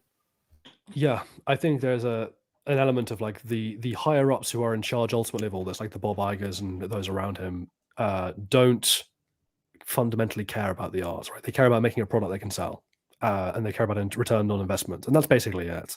And so long as that's the paradigm through which art is made, we're going to be stuck here. We're going to be stuck in a situation where old ideas are constantly rehashed with no new creative input, and like the rehashing becomes ever more like a pile of incoherent mush as it becomes more and more filleted and more baby foodish. I don't really know how we deal with that. Like it's kind of a question I've been struggling with for the conclusion of my video of like, how do we fix that problem as a fan base? And I don't really know is the answer. And even when you get something that's like set in the past that actually turns out to be good, like Andor, there is a certain like lingering like element at the back of your mind where it's like, this show is phenomenal, but it still factors into an overall saga story where like we know how this all ends, and it's just like ugh. If you take Andor and you look at it from the context of the entire saga, you're like, these are all great themes, of hope and resistance and defiance and the idea that that if enough people were to band together, they could overthrow and topple this horrible fascist regime, but ultimately it's not going to matter anyway. So yeah. Like, what even are these themes at this point? Like, what can I draw from this show if I understand that the sequel trilogy happens, or even that the Mandoverse happens just a few short years after the fact? I wonder if there's an almost like actually we get to bring up Black Sails now, which is great because I love Black Sails. But the Mandoverse and the prequels kind of both had this problem of like the general problem that prequels have, which is justifying their existence thematically rather than just to explain something. Like, because that's the thing, like the Mandoverse just exists to sell toys and to try and prop up the sequels as coherent so that they can sell toys or sell media or whatever, or sell theme park rides. And there's nothing to be gained. Like, even if you have these characters like Andor was a wonderful show, but ultimately, like, it only props up the OT's themes, and the OT's themes are now fundamentally fucked because of everything that came next. So that's a problem. Whereas, and I think in a lot of cases that's because these prequels aren't written to try and thematically resolve anything in terms of the sequels, or thematically add to what the themes were and the things that are prequels to. And then you make the comparison to like Black Sails, for example, which is obviously a Treasure Island prequel. And because of how Treasure Island obviously played out, that a lot of the struggles of the main characters and what they're fighting for and what they want are ultimately going to be doomed, right? They're tragic. They're going to end in failure. Mm. And the show knows that, is very aware of that, and uses that melancholic, that sad truth, that element of tragedy to make a point that is its own point, but also serves to reinforce the themes of the thing it was originally being a prequel to, which is excellently done and very well written, and that's how it should be done. Mm. I guess this is a very long-winded way of saying, like, the themes should, despite the memes we make about my themes should be the thing that comes first. It's the bedrock, and then you build your world building to facilitate those themes, and then the story plays out by moving the elements of the world building around each other to communicate that theme. Yeah. And we're missing those parts now. So there's nothing, it's hollow. If you come up with a story and you have like at least a basic premise in mind, naturally, depending on what the story is about, you're going to look at it and go, what kind of themes can be drawn from that? Naturally, what kinds of themes would exist with a conflict that I've kind of already thought of. And then from there, you'd think of characters that can then represent different aspects of that theme. And then already you've built a really interesting, really cool story. Now all you have to do is actually tell it. Yeah. Also, that friend of mine that I told you guys about that I'm getting to watch Black Sails, he's still on season 3 as far as I'm aware. So I hope he isn't watching this part of the stream. Oh. He's never read or seen Treasure Island, so he doesn't necessarily know that the show. I was very vague. Failure. I was very vague about which characters are doomed to failure and which ones aren't. So all I've really said is some characters don't have a happy ending, which, like, yeah, sure. Hi, though, if you're watching, Mr. Friend of mine, you know who you are. Anyway, does anyone else have anything particular that they still want to say? Because otherwise, I did actually miss a super chat. I think go for the super chat, and then we find a way to conclude and round this off. Because I think we've covered most of it now.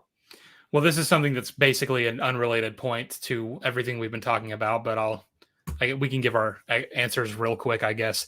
From Alexis Jun for $5. Thank you for the super chat. Should Yoda and Darth Sidious have lightsabers, or should they only use the Force as their weapons? I think, honestly, if you're already conceding to the idea that they could use the Force as a weapon, then what is the meaningful difference between that and a lightsaber? Yeah. Well, that's the kind of Ezra joke again all over. It's like, oh, the Force is my ally, and then he picks up a blaster. Yeah, I mean, because people like to point to, like, when people decry Yoda using a lightsaber in Attack of the Clones and in Revenge of the Sith, they like to point to the line, the Force should be used for knowledge and defense, never for attack. While then ignoring the fact that Yoda is, fighting in this moment to defend two people that he cares about, or at least that matter to his order. So he is using the Force for knowledge and defense, but whatever. You can't then say that, point to that line and then also go, but he could use the Force for attack. It's like, oh, that'd be a weird thing to draw the line there. I guess it ties back into the world building, right? Of people misreading elements of the world building and being like, oh, the Jedi should just be pacifists who never engage in violence. That's the message you should be taking away from that. And that is not what he said at all.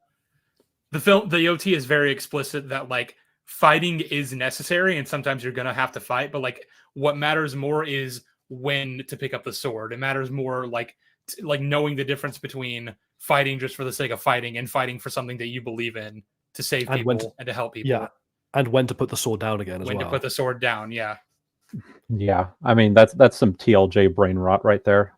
Those debates still crop up every now and again. Well, I mean, you say TLJ brain rot, but I saw people decrying that about Attack of the Clones way before the sequels ever came out. That's true. People just genuinely didn't understand that Yoda using a lightsaber. Like, what did you think that Yoda just never fought people? Apparently so. And I'm Well, not it's also saying like that the to thing, this like specific Luke. chatter, because like I don't think that I'm not saying that that's what he thinks Yoda needed to do, but like I do see a lot of people say shit like that. Yeah. I mean, there's also the thing where people will point to like Luke throwing a saber away in Return of the Jedi and be like, "See, look, he's saying non-violence is the answer to everything." And I'm like, "That's not But that's again, not what that no. scene is saying." The point of that was to illustrate that there are moments, and a true Jedi will recognize that there are moments when it's better to not fight. Yeah, when the only thing when fighting only makes things worse and will only lead to worse things. And at that point, and again, like that was the failure. Well, one of the failures of the prequel Jedi that they didn't understand that. Mm-hmm. Yeah, like it should be a last resort rather than a first resort. Yeah. Yeah. Thank you, Odrin. But yeah, so we've addressed that. Well, let's try to wrap this up because I don't have much more time. Yeah, absolutely. I guess the way maybe to wrap all this up is just to basically maybe almost like make a plea to the audience, right? Of like when we talk about things like world building, I mean, when people online or in the discourse, like either cherry pick elements of world building to suit a narrative they want to push because whatever reason they want to push it, or where they just tell you that world building isn't important and that like if you engage in a focus on it critically, you're nitpicking. Is that your world building is essentially like the fundamental core around which around which you wrap your themes to convey them, right? If there's not really much point in telling a story, in fact, it wouldn't be a story by definition, right? If there wasn't cohesiveness and internal continuity and stakes and all these things that are built upon the world building. Mm-hmm. So, yeah, you could just read us as a bunch of assholes, like being like really like pernickety and like looking like for logic gaps and like and like all the things that Patrick Williams would perhaps accuse us of being. But the better way of looking at this is like there is an engineering challenge almost that we are looking at, and currently we are witnessing a bunch of people try to build bridges that have no support structures, or like build planes without wings and then drive them off cliffs and hope they fly. And we're going like, no, you really need those bits actually if you want to do what you're trying to do. And they're going, no, you don't. This airplane is fictional. Yeah, God, the airplane only exists in my mind. There is no spoon. Yeah, and like that's more or less like the last comment that I like want to leave with this too is that like I'm writing my own novel, and as I'm writing and as I'm brainstorming and come up with ideas, there is this temptation, I think, I would say a negative temptation to push ahead and go directly for the payoffs. Because those are, at least for me, whenever I come up with ideas for a story, that's usually the first thing that I come up with. These big payoffs come into my head, and that's all I can think about in the moment. I'm just like, oh shit, this is going to be so cool. I need to find a way to make this happen. But you need to rein yourself in and pull yourself back and be like, all right, no, you need to take the time and build up to this. You can't just rush towards this payoff and conclusion that you want to have. You need to actually earn it. You need to build your foundation, and you need to build your world before you can begin to get to those things. Yeah, because like a payoff without sufficient setup is meaningless. Like I could be reading it and going, I don't know why this is meaningful. I don't understand like why it matters that this happened. But it's a cool scene, I guess. Yeah, I mean, just basically don't fear world building, and part of that is also like demand a setup for your payoff, like demand world building, like because it's not just writers who skip straight to the payoff, or it's not solely motivations on their own motivations for why they do that. Like we have all these kind of like fans going, I want to see this or I want to see that, and rather than like give it to them in a way that's like nourishing and meaningful and like stands the test of time, they just get served up to them as a kind of sugary here and gone gloopy soup of nothingness. Like Kylo kissing Rey would be an example of that. What the hell was going on there? Or even just think, actually, we're doing it again, right? With Wolfren, we're going to get that presumably because the writers are like, oh, people like that. Jolly, tread lightly. Well, I have nothing against the potential idea of Wolfren, but my God, you have to do so much work to make that conceivably justifiable. And like, if they did that work and pulled it off, then kudos, that would be incredible and I would applaud it. But you can't just have it for nothing, because people will rightfully call bullshit because it just won't feel earned. It won't feel natural. It will feel like it's been rammed down your throat and then it's been like tasteless and rubbery, and people generally don't like that. There's a reason these Star Wars projects are losing money more and more each year. But what if I buy fast food and disguise it as my own cooking? Delightfully devilish. What if I ask Ralph Fiennes just to serve me my burger? Get fucked. Actually, I guess, yeah, maybe that's the last point. It's like, there is nothing wrong, by the way, with like a shallow or like hollow popcorn flick. There's nothing wrong with the burger. Like a healthy media diet has both. It has the silly, like, I mean, we at the beginning of the stream, we said we liked Has Been Hotel. That's kind of an example, right? Like, there's lots there to admire, and there's lots there that's broken, and that's fine. It's fine to like trash, just so long as that's not all you eat. Well, you don't eat out of the dumpster every night? Because that's basically my entire meal plan. So, I mean, I'm an incorporeal imp of pure malice and of the perverse, so I don't actually eat. I'm literally the emperor. I'm literally the emperor of an entire galactic regime. I have all the money I could ever need, and I eat garbage consistently every night because that's just what I like. Are you telling me that I'm wrong for doing that? Nah, you can just clone yourself if you die of congestive heart failure, so it's fine. That's fair. It's fine to like trash. The Jolly Chap 2024. There's your quote. I'll stand by it. That's fair enough. All right then.